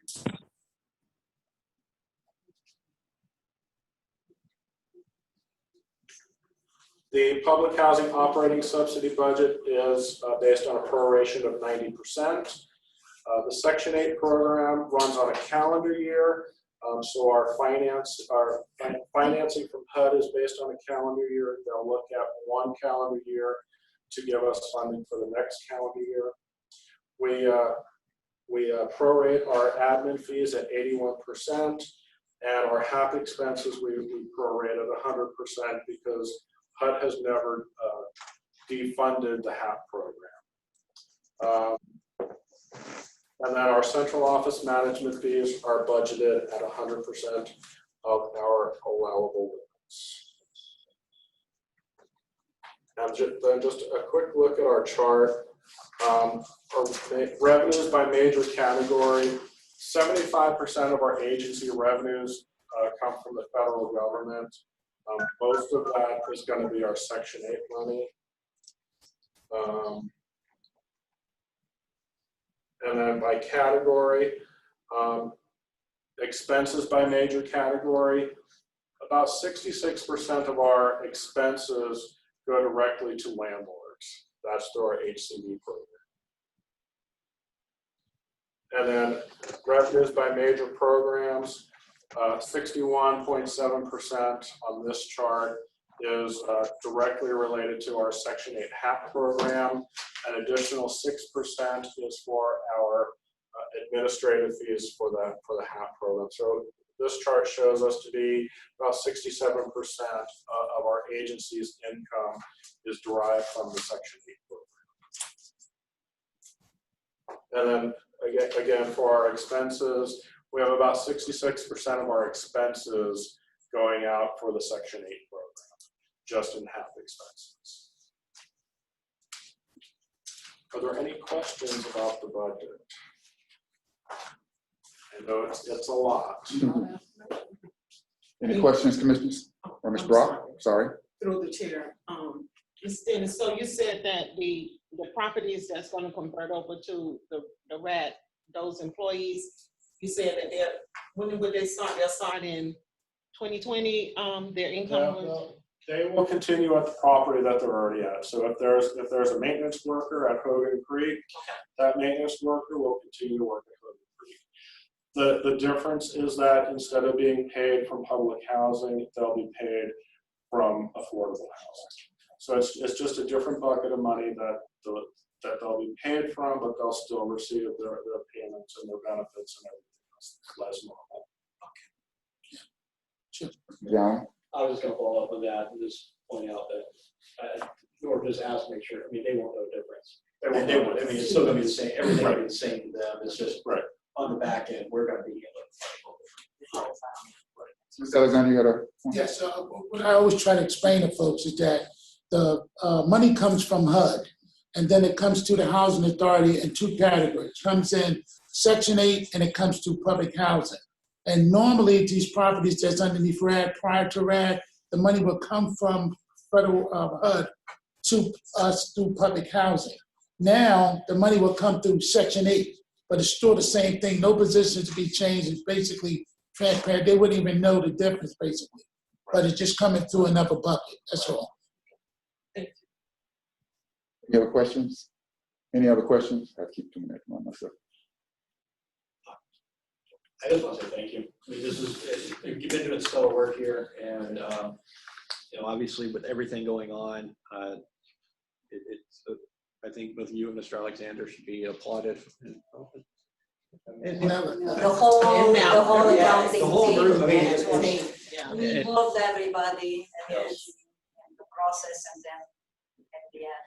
This couldn't be, it'd be easy with what was going on with COVID, and To keep us within budget last year and to come up with an astounding budget and deal with all the issues, I want to congratulate you. Thank you. And I really appreciate having a budget early enough to review prior to us getting here, so we can get our questions resolved prior to us getting to the table, because it makes it easier for us to work through and listen to the highlights without. And we'll do better next year. Any other questions for the budget? All right, call a question. All in favor of, get it right now, make sure you get my eyes on. Okay. Resolution 2020 JHA 30, operation approval of budget. Signify by saying aye. Aye. Any opposed? Thank you very much. By your actions, you have approved the 2020-2021 budget for the Jacksonville Housing Authority. Resolution number 6, 2020 JHA 31. Yes. Thank you, Commissioner. Resolution number 2020 JHA 31 is to approve administration plan and ACOP plan for fiscal year 2020 to 2021. This resolution is that we bring both of these plans to the board. We had some changes this year. One of the key changes was our waiting list. We had a local preference because now you can actually go online and put an application in through our Rent Cafe. It has to be a rent preference so that local applicants don't get lost with people putting in applications from out of town. So we want to make sure that they have a local preference. Also, we have to actually put on there the reasonable accommodations, and the reasonable accommodations for them is that you may have some elderly folks or some folks who are not, who may need some assistance. We want to make sure that language is in there. And also, we put it in there, the language of the PB, project-based voucher contract rents calculated under the SMR, the SafeMar. Underneath the ACOP is basically the same thing. Some of the changes would include the COLA with increases, and also the waiting list and the application process, along with that local preference in there. We also actually have Ms. Kelly Papa from General Counsel on the line. She actually worked closely with the compliance department, and I just have Ms. Kelly speak. Ms. Kelly? You may have to unmute her. She can unmute herself. Hi. Thank you. Good afternoon. This is Kelly Papa. We have went over the changes and even made some last minute changes today. In regards to the Rent Cafe, we have made changes so that if there's somebody who can't afford the internet or doesn't have access, they can have a backup plan through giving us their phone number and contacting JHA about that information. We also ensured that at least for this next fiscal year, that for all the properties that have been converted from public housing to RAD, that they have the same grievance procedures that they enjoy in public housing, and also that they have the same bedroom sizes that they do in public housing, which is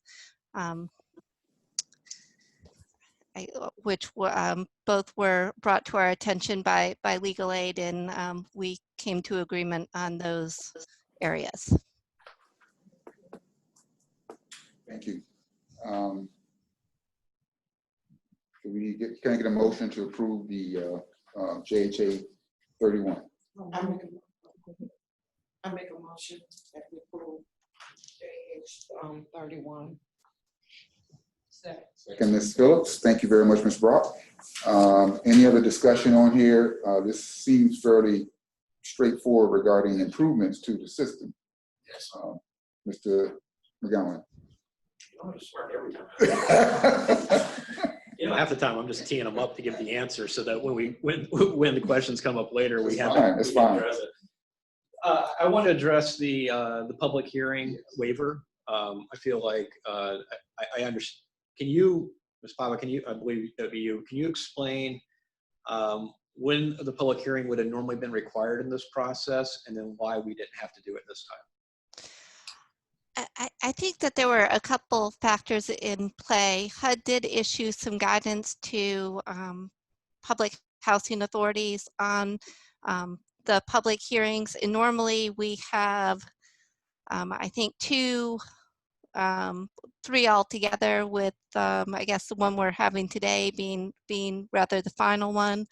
HUD did relax the timeline for those public hearings, and JHA felt that we satisfied the public notice provision by posting the administrative plans in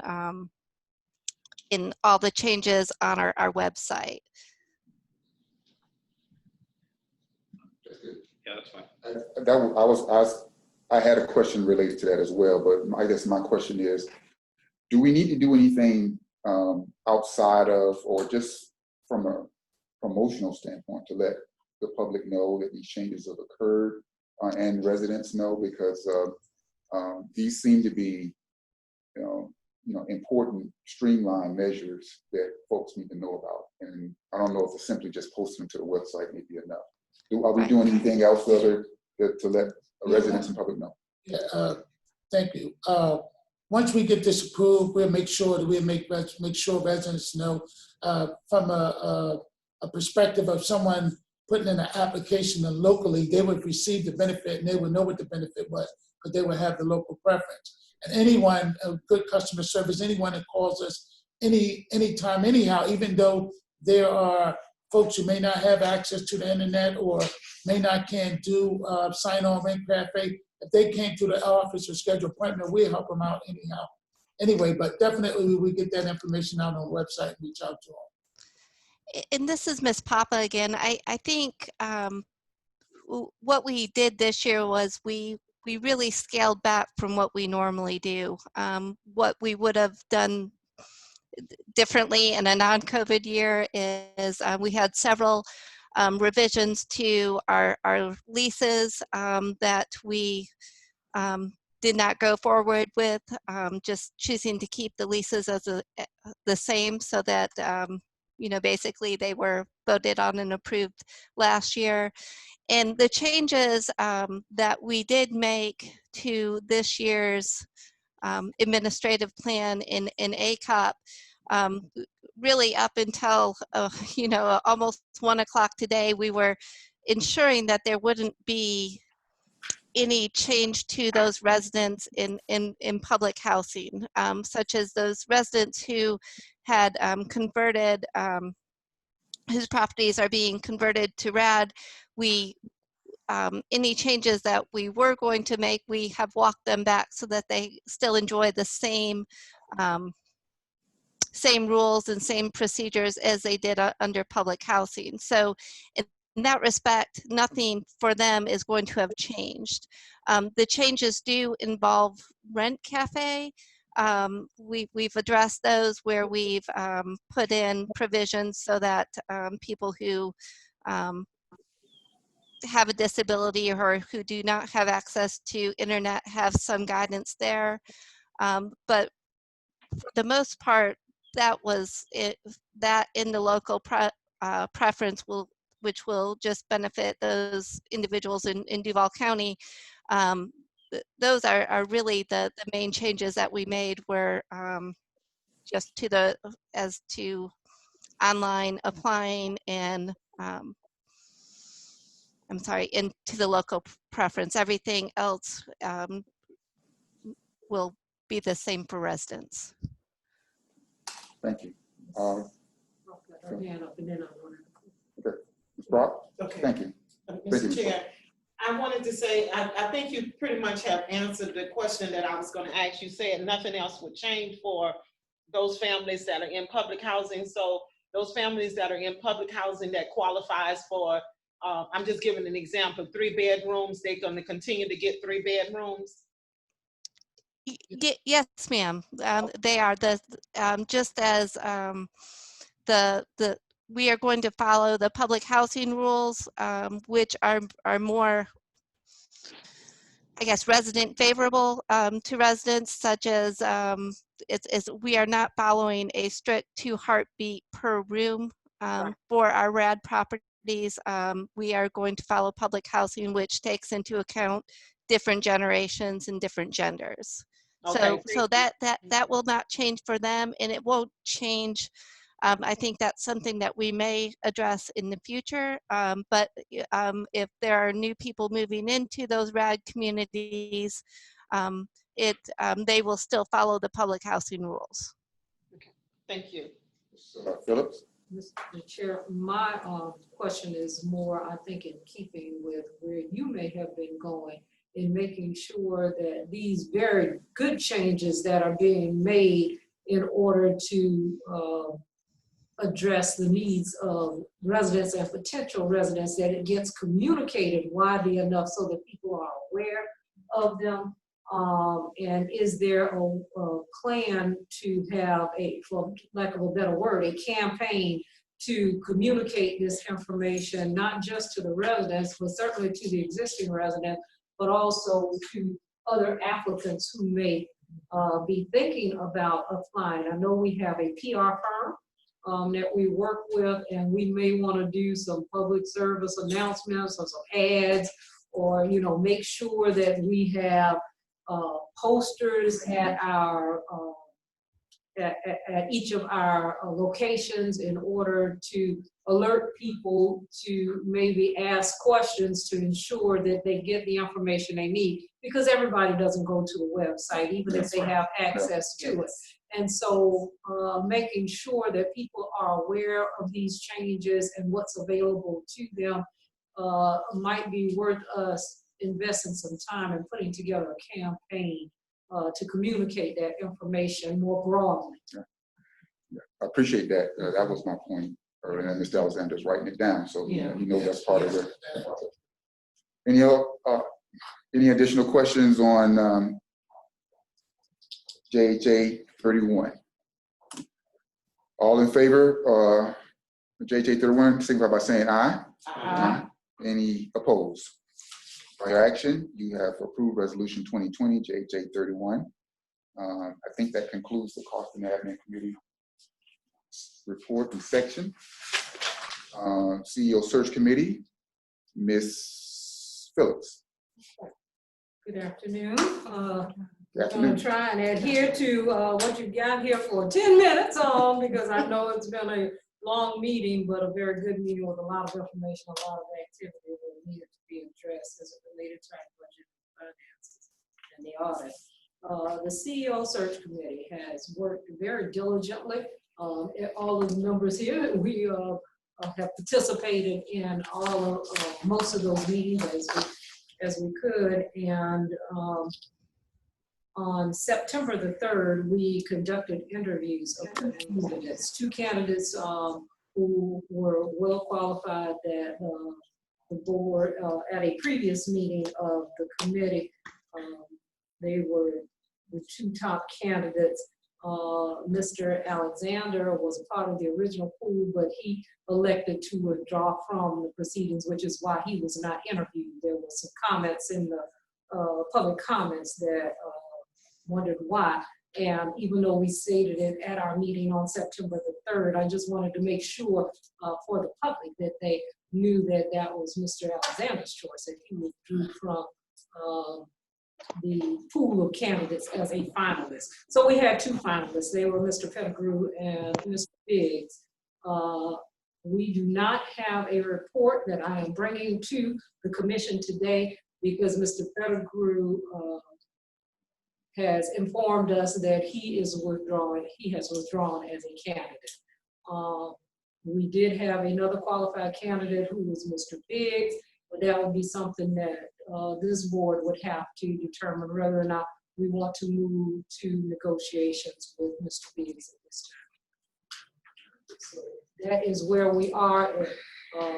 A little disappointing after all of the work of the committee, and certainly we thank the committee for all of the hours that we put in to get us to that point. But Mr. Pettigrew withdrew after he informed his board the recommendation and moving forward in the process. They renegotiated with him and made him an offer which he accepted to stay where he is. Thank you for that, Ms. Phillips. I understand. Okay. Thank you for that, Ms. Phillips, and thank you for the report. I think at this point, we did have some correspondence previously that was introduced during the search committee meeting that General Counsel made us aware of regarding City Council. Ms. Hodges, can you provide us an update on that? Thank you very much. Yeah, through the chair. So the City Council will be voting on that resolution tomorrow. Actually, that's resolution 2020. 561. I might have the number wrong, just make sure. Right, so the City Council will be voting on that resolution. And just to remind everybody, the resolution basically was encouraging the JHA to delay the hiring of the CEO until the board had a full 7 members. There are 2 JHA members that went through the committee process last week, the Rules Committee, so 2 members are being recommended to the City Council. So tomorrow, that goes well, you will have 2 new members sitting as soon as the mayor signs that legislation. But we would still fall short of the requirement of that well, it's not a requirement, but the resolution calls for there to be a full complement of 7 members of the board before taking any action is what has been suggested as part of that resolution. Is that correct? It's currently in the resolution, exactly. 7 full member board before you hire a new CEO. Okay. And also charge the JHA with reviewing the Inspector General's report. That was another part of it. There was a lot of robust discussion. If any of you haven't listened to the City Council tapes from the past City Council meeting and the past Rules Committee meeting from last week, may just be interested in hearing the robust discussion of the councilman. Given that that's going to be up, Mr. Chair, through the chair, given that that's up for consideration at the full council on tomorrow, I think you just said, does our chair, as our representative, need to be there in the event that there are any questions or be available to ask questions, answer any questions that may arise tomorrow? Right. At this point, we would not be able to take any action before the other 2 are joined, but we still will not have 7 members, which has been suggested as what we should do. Right, I'm not aware of there being a 7th member in the queue. I don't. So there, okay, so They introduced one yesterday, so by the time we meet again, we'll be at a full 7 report. Okay. So, if they approve. So this is based upon the information that we have. This is my recommendation. My recommendation is that the search committee go back, because I understand there was no the only action taken was to make the recommendation for Mr. Pettigrew. And since Mr. To begin negotiations. To begin negotiations. Mr. Pettigrew no longer being available, we do have still another candidate there. I think that the search committee should go back and review what steps to take next regarding Mr. Biggs. If the search committee wants to recommend that Mr. Biggs be moved forward, then by the time that recommendation comes, we should have at least 2 more, or maybe possibly 3, all 3 board positions filled, which would satisfy the requests of council. In the event that we only have 2, my recommendation, and I don't have a problem asking council for leniency in their approach to make, to fulfill all 3 board positions, given the fact that we have 6 out of that 7. I don't have a problem asking to do that. I do apologize for not being involved and engaged in those proceedings with council. It's just that it was, it was a bad time for me.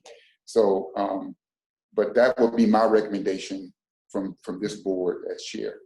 And we can certainly discuss that, but that would be how I would like to approach it. We don't have a recommendation here today unless we want to say now we'd like to move forward, Mr. Biggs, but I think that should be something that's discussed in committee versus here and then brought back.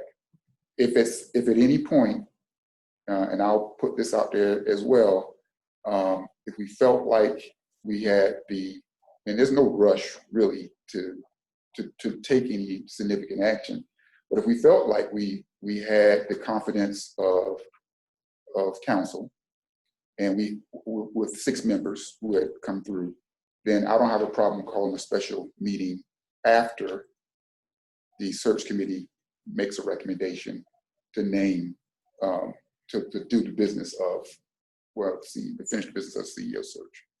So that's my recommendation to how we should move forward with action that's on the table. Ms. Phillips? Mr. Chair, given the discussion today, I would ask that if the council does approve the 2 candidates on tomorrow, that we move to share some info once it's approved and signed by the mayor, that we share the information on the remaining candidate and maybe minutes of the meetings that we have previously had. I had asked Ms. Hart to make sure that all of the meetings were transcribed so that we would have that information available, that we prepare a package for them, and that any meeting that's scheduled, they be invited to participate in those meetings. Once they have been through council and the legislation is signed by the mayor, I would think it's appropriate that, we can invite them to participate in the committee meeting as members of the commission. And because it's open to the public, we're transparent, and we certainly, if they've got some input, I for one, as a member of the committee, would like to have the benefit of their input at that time. I would say, Mr. Chair, though I would hope that internet connectivity is favorable for me over the next several weeks, I will be out of the country beginning on the 29th. And so as long as we have connectability, I ought to be able to participate in any meetings that you schedule or that are scheduled for the committee coming up. But I just want to put that out there so that you're aware of that in the event that there is some communication challenges for me. Thank you, Commissioner Fields. We're certainly not looking to create any hardships, and we want you to enjoy your time away. So we want to try to make sure we continue with the process and make progress as we move forward. Commissioner Brock. Mr. Chair, I know that we said Mr. Big was our other candidate, but I was just wondering, can our board ask Mr. Alexander if he would reconsider being the CEO of the Housing Authority for the interview or whatever? Can we reconsider asking him that? You want me to answer that? Okay. Well, I don't know if you're going to answer, if Chair Lady Phillips going to answer it. My position on that hasn't changed since the search committee meeting. Mm-hmm. Mr. Alexander, made his decision for his own reasons, and I don't think it's the board's position to put him in position where he has to explain or want to explain or need to explain. That wasn't what I asked. That wasn't what I asked. Well, that would be for me an action that would be for us to go back and ask Mr. Alexander to reverse his decision something that didn't seem to be appropriate board action for us after he's made his decision. That's my position. Now, the search committee can make another recommendation regarding that, but I just don't think that's appropriate for us to put him in that position to make that decision. And I'm only asking that based on the comments of our residents who we serve. And that's why I'm asking that question and hearing the various comments and the petitions that was out there today. That's why I was asking that question. If we would reconsider, asking him to reconsider. I'm not asking him to tell us what his reason were or any of that, but if he would just reconsider going through the interview as the CEO. That's what I'm asking the board. Okay. So the search committee took steps as part of the process in order to make a selection. That process has taken place. I think to undermine, that would be undermining that process at this point. Now, the search committee can go back and say, because circumstances have occurred, we'd like to revisit our process, whether we want to start over, or I don't know what the recommendation or the offer Mr. Biggs, make an offer to Mr. Biggs. All of that is part of consideration for the search committee. That's my point. I don't think it's appropriate from this standpoint to step into Mr. Alexander's decision based on the work that the search committee has done. Mr. McGowan, my apologies. No, it's fine. What I'm hearing is I understand it's a touchy subject. So if I may, I think that once it kicks back to the search committee can move forward however it wants to move. We don't have a recommendation currently in place from the search committee. So at that point in time, once the search committee meets, I think that is a valid question that can be asked and discussed, and as a search committee make that decision. I don't think there's any decision to be made today. I don't think there's any question. I don't think you're trying to put Mr. Alexander on the spot today. No. I think that if we go back to search committee, I think for the people listening in, it should be clear that we don't have any action to vote on today, so that it's a moot point. We're going to kick it back to the search committee, and at that point in time, the four of us as a search committee, when that meeting takes place, we can then have a discussion then and decide if we want to open up new candidates, if we want to move forward. And I think it's a valid question. I don't think I think that's where that discussion should take place. And I think that discussion, your question would be a valid question in there. And I saw a comment that came up that said, we're not voting on anything, so there's no need for a public comment, but I think I addressed her question. And I concur with that. I mean, what I'm trying to do is trying to be respectful of Mr. Alexander. I don't want him to feel like this board is putting him on the spot now by taking any type of action. The proper way for that to be addressed would be through the search committee, since there's no action to be taken today. But I'm just trying to guard against being awkward for Mr. Alexander at this time, since we did receive communication from him stating his position. Now, that is, again, like Mr. McGowan mentioned, we don't have any action to be taken, as work still be done through the search committee. And to that end, I did in fact reach out to Mr. Alexander after he said, we did have a conversation. I agree that when it goes back to committee, the committee can make a decision as to what action would need to be taken. Mr. Chair, if that is your pleasure to refer it back to the committee, then I'd like for the committee to try to have a meeting in a timely manner in order for us, once we get through tomorrow, we know we got 2 additional members, and whether or not that it would be favorable to move forward with a 6-member instead of the 7, at least from the committee perspective, because we have to understand that the committee is only going to make a recommendation, and by the time we have a full board meeting, we may have that 7th number on board as well, which would meet the verbiage that's currently in the resolution that the council is considering. But I just don't want to lose sight of all of the hard work that's been done up until this point. Because there has been a lot of work put in, a lot of hours put in by this commission and its numbers to get us to this point. And so we certainly appreciate, all the time that has been devoted to it, and we don't want to lose benefit of that.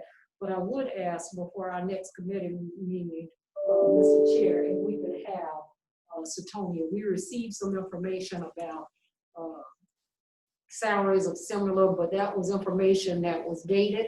And so if we could ask that she update that. I know there's been quite a few new CEOs that have been placed just based on what I'm seeing on the internet and around, and similarly situated housing authorities.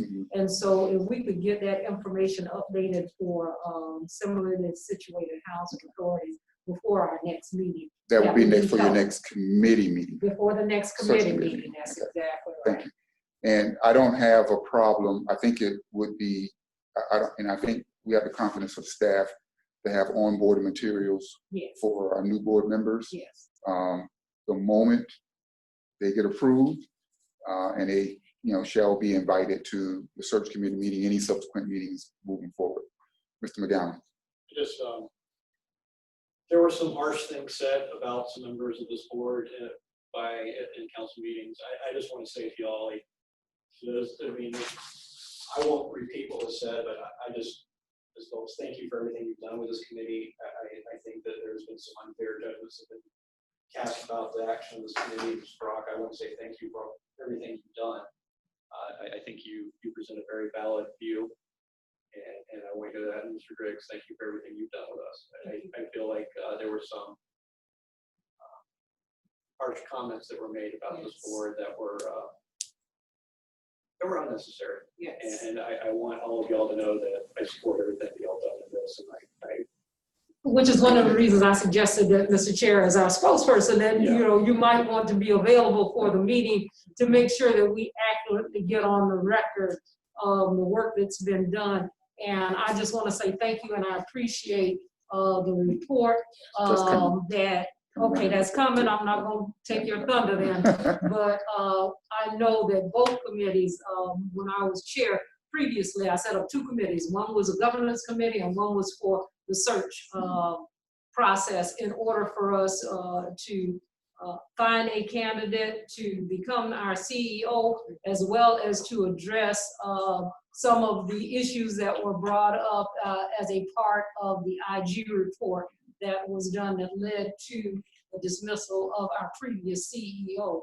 And I know that under the leadership of Mr. McGowan, they were meeting, they were going full guns ahead and working with the staff, that a number of policies have been implemented and changes have been made and training has been done. A lot of work has been done. And just a little bit that I captured from some of the comments that were made at council suggested that there had not been any work done, which is totally inaccurate based on my own knowledge of the work that's been done by the governance committee and has been done by Mr. Alexander and the staff. And I think that this document, if anybody wants to read, it's a public document that gives a totally different picture of the work that has been done. And with that, all right, so with no action, thank you very much. With no action needed from search committee, we're going to move on to the president's report. Thank you very much. I want to keep this brief because this document needs to get over to the OIG's office. I just wanted to go through a couple of things here. Just to above a high level view, I want to thank Mr. John McGowan for working diligently and helping me and the rest of the staff for helping me get this document done in a timely fashion. This document is actually due on Friday, but some strange reason I thought it was due tomorrow. I was so consumed with trying to prepare for the board meeting, it just slipped my mind. I didn't even realize it until I got to the email late on Friday. But just to give you an overview, that recommendations that came from the OIG, underneath number 1, it has sexual harassment, the sexual harassment policy that was revised and implemented in August 12th of 2019. That was done. I know some folks say that nothing was done, but that was done in August 2019.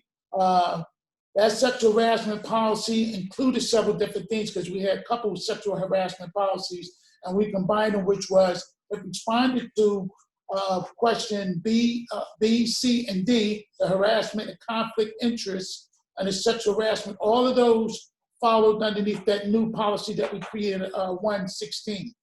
The standards and conduct, which was E, D, and F, that sort of followed underneath C. And if you look at the document, you'll see that harassment policy, which was the final draft from the Office of General Counsel that was done, the Code of Ethics and Standards of Conduct that was completed this year. The harassment policy, just the harassment policy was revised and implemented for 18 of 19. And then when you look at the standards of conduct for 2020, from 2001, which is when it first was revised, we're going to bring that to the committee. Most of these documents that we have, some of them with the general counsel, and the rest of them, all of them needs to go back in front of the committee to get approval prior to bringing it to the board. So I just want to be clear with that. It has to go back to the committee before they review, before we bring it to the board for final approval. But we have several of the documents in here that was brought in front of the board previously, and it was approved and implemented. The whistleblower policy, the harassment policy, and the fraternizing policy. Some of those policies were brought to this board, approved and implemented.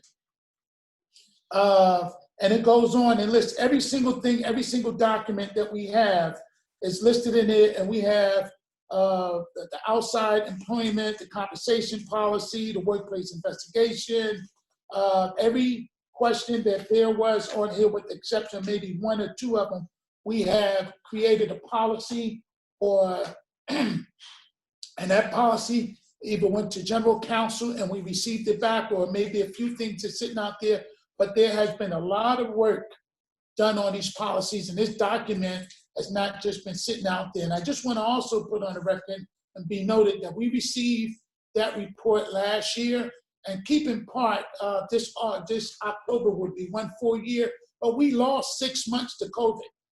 So basically we had 6 months and we was pretty much focused on other things of it, so then putting all our focus on this. And so it took away from some of our time of meeting and going through these documents, but staff still persevered and worked through all of these obstacles to get these documents done so that we can meet the deadline of making sure that we got these things back to the OIG and that we're on a path of recovering from the circumstances that had happened before, and that we're putting these systems in place. So each one of you received the book.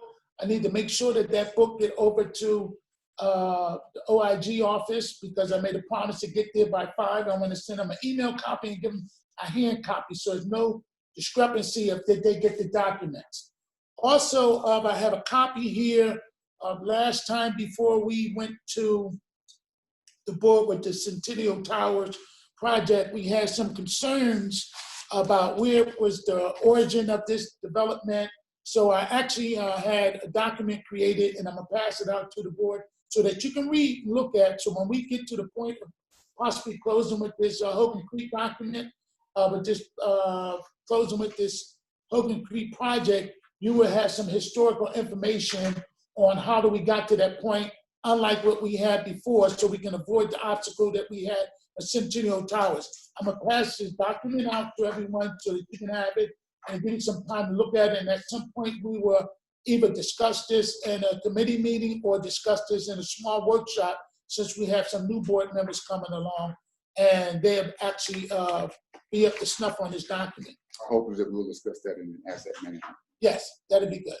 Mr. Chair, one final question, Yes. if I could, and I don't know if Mr. McGowan or Mr. Alexander would want to address it.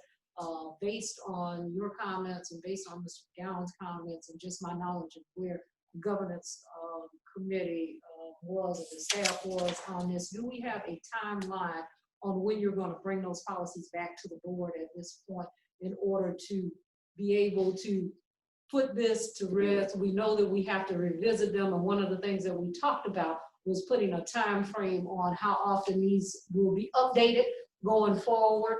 And so, but we got to get them to the point where they're implemented and the policies have been accepted and approved by the board, and then we will do the necessarily updated and follow up on an annual or biannual, however we plan to do that. That's a very good question, Commissioner. It's our goal to take this back to the committee. The anniversary date is this document is in October. We want to make sure that we get this to the committee and give them some time to be able to review some of these documents and review all the documents and get the feedback back to us. So we can go back if there's any questions and need to make any adjustments on the documents that have not went well, the documents that we're expecting to get back at some point. If there's anything, we can make the changes and bring that to the board as a final document and get approved, which will put us on pace of October. Now, our fiscal year starts every year, October 1st. The best practices with HUD is always that when you start your new fiscal year, you come back and bring all of those documents and have a revision on it, whether you change a few words or change a few items and you want to update it so that the revision to the documents is current versus us being in a situation what we was in before where they wasn't brought to the board and they wasn't updated. And some might have been updated in year 2000, but still, in all fairness to the board, we want to make sure we bring the documents to the board as a best practice every single year in October so that they can review and know that these documents have been updated. And the other thing, Mr. Chair, I'm really is that I want to thank our OGC, and I know that there were several of them there, that they have been right here with the staff and Mr. Alexander and the committee in bringing forward their recommendations to ensure that we are complying not only with federal, state, local laws, but also with HUD requirements and that we are in compliance with all of those things. So we appreciate the OGC, and if you carry that back, if we don't have them in Ring Central land out there at this point, Ms. Hodges, I don't appreciate that. Ms. Ariel, sorry, to the chair. Ms. Ariel Cook has done an outstanding job. She gets me these documents, and I will be the first to admit that she will keep you on the phone late night to get these documents done, and she will respond back before midnight on these documents. And I also want to thank Ms. Hodges. She responded back to all your emails, regardless if it's on a Saturday or Sunday. I don't know when at any time do these individuals rest, but they always respond back to our emails and get our emails back to us so we can meet our Lord deadline. I truly appreciate Ms. Ariel Cook and Ms. Lezekia Hodges, as well as Ms. Laurie Nance. I really appreciate her. And as Mr. McGowan is the chair of that committee, he was right on it when I told him I had an issue or whatever the circumstances. He jumped right on there and provided some assistance every time. So I want to just say thank you to everyone on this, on behalf of the staff. Mr. McGowan? I just want to reiterate how much work went into this. You know, we had committee meetings and then they stopped, not because we weren't working on it, but because of the magnitude of this task. This was some of these policies were 20-something years old. And we had meetings on every item that came before them, but it's some rewriting a document that if you can't, for those of you all that are listening in, this is probably 200, 300 pages long. And it's not just changing semantics. What they have to do is they have to make sure that what we do is in line with the city ordinances, with the state statutes, with the federal regulations. And when you're dealing with harassment policies, that's a moving target. That stuff changes all the time. So the task that was undertaken dealing with the employee policies was a massive task. And I'll say that as far as how far complete this is, we had a discussion of whether just bringing it to the board today. But the right proper process was to take it back to the committee. But really, this falls down to first of all, Ms. Brock, you participated a lot in this, and thank you. And Thank you, the but you work did good. and the work behind the scenes on this really was Ariel Cook, the general counsel, and she definitely had a lot on her plate dealing with this, and I really appreciate everything you did on this. And this document is a true testament to your work ethic, and same with Mr. Alexander, everything you did on this. But I just want to be clear that this document didn't just appear because of some accusation that came out of a council member. This is a years-long worth of work, and simply if somebody asked us for it, we could have given it to them. But that's how far along we are. So, and I do want to point out there's two documents in there. There's the bylaws, and then there's the employee policy. We're going to address those separately. We're going to need the employee policy then first. I think that's the most pressing one. And then we'll bring the bylaws and we'll discuss how to present the bylaws back to the full committee. And then there's going to be some more work left to be done. I mean, we're not 100%, we're 90%, but this is some excellent work by everybody involved. And of course, I know there are people that didn't get mentioned, but please convey our thanks that they did such a stellar work. And there's a reason it took so long, because it wasn't easy. And all of it was done in the public too. All of it was very transparent. The meetings were noticed, and certainly anyone who wanted information could have got more information about the work that had been done. Well, we appreciate So the we work. want to share that. Yeah, appreciate the work, and we do look forward to the document or the report that's going to come back from the committee, so we can finalize whatever. I would be remiss not to mention Ms. Daphne Reed, her and Ms. Hart from the HR department. They navigate and they've been on top of it as well, and all the way up to the last minute, making sure that they had the books to be able to get us so that we could do the OIG office in a timely fashion. Make your 5 o'clock. Yes. So, anything else, Mr.? That's it. Right. And she just emailed you. I just saw Lisa Green's name pop up in the bottom right-hand corner and it said Mr. Alexander, so. All right. Yeah. I did respond. I just sent her a quick email and told her we were still in the meeting, so just so she knows. Is there any old business to be discussed? Yes. Well, I'm saying it's old because Ms. Don't call me old.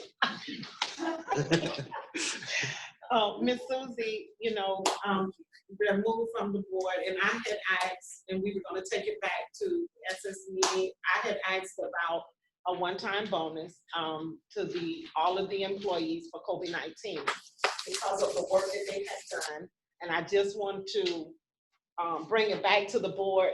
I know we can't do it today, but I wanted to remind the board that I had asked that question, and I wanted to be able to bring it to our next board. I think the proper way to I'm gonna take it the proper channels, but I was just saying, I was just reminding the board about it. That was all. All right, thank you. Any other old business? That was all. Yeah, the only new business I have is I'd like to thank everyone for your thoughts and wishes during my time of bereavement when I lost my mother. And I got a nice card from the Housing Authority, both while she was in the hospital and after she passed. So I really appreciate all of the thoughts, and I heard that when we had the search committee meeting a few weeks ago. So I just want to say thank you, and we really appreciate all of the thoughts and love. Anyone else? Mr. Chair. Yes. Sorry, this is Ariel. Yes, so if it would be possible, Lori Mans and I would like to just ask if you all could stay for a very brief, I estimate 5-minute executive session. We have one very specific question that we need to ask regarding a position on bargaining, but we need to do it in an executive session, not in a public meeting. And it is time sensitive. So we just wanted to ask if you guys hang out for 5 minutes. Yeah, I do believe we were already planning to do so. So we just got to take. Okay. We just got to take restroom breaks. Okay. Yeah, you're allowed to do that for sure. I appreciate the permission. That wasn't for you. That wasn't for just you. Permission granted. For clarity on that, We'll end this meeting. We will end the Zoom meeting Yes. or the online meeting because this meeting's not open. But we've got BPAL. Oh, we got another meeting. We got meeting- BPAL. board meeting after that. You want to do BPAL? Well, I just want to clarify for everybody listening in that Yeah. we're gonna, after that, we'll have to close down the meeting because that is an executive meeting is a closed meeting, not open to the public. Yes, You Miss- still need to close out this. Yes. Yeah. Yeah. We're gonna close out. We might need to do it if it's possible to do it before y'all go into the next one, just because I'm afraid we're gonna lose Lori. And BPAL is 2 minutes. Can you? Oh, okay, never mind. Yeah, so with that, the Housing Authority meeting is now adjourned. And we'll call the meeting of BPAL to order. And any other comments to BPAL?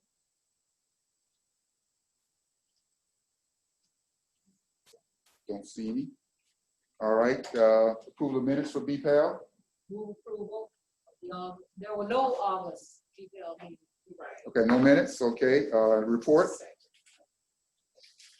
Can I answer real quick? Yeah, BPAL. Yeah. We can go through that real quick. Very. Yeah. 1 minute. We're not broke yet.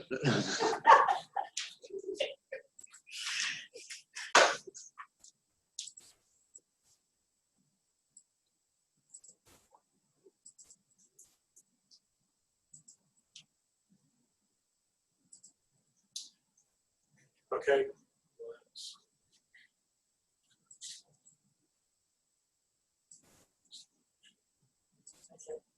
Okay.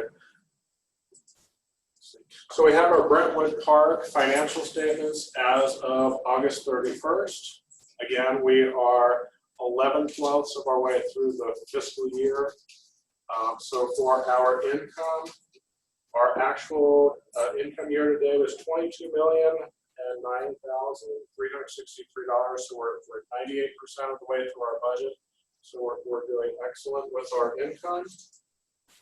Our expense is 98% also of what was budgeted, $1,674,348, which gives us a really good net income, and we're doing very well. And that's it. Sure. Ms. Brock? Yes, I don't have a question, Mr. Chair, but I did want to say, and I know we closed the other meeting out, but I did want to say to Mr. Jonathan that I too want to thank you for the work that you did on this. Can we get out of his report? Okay.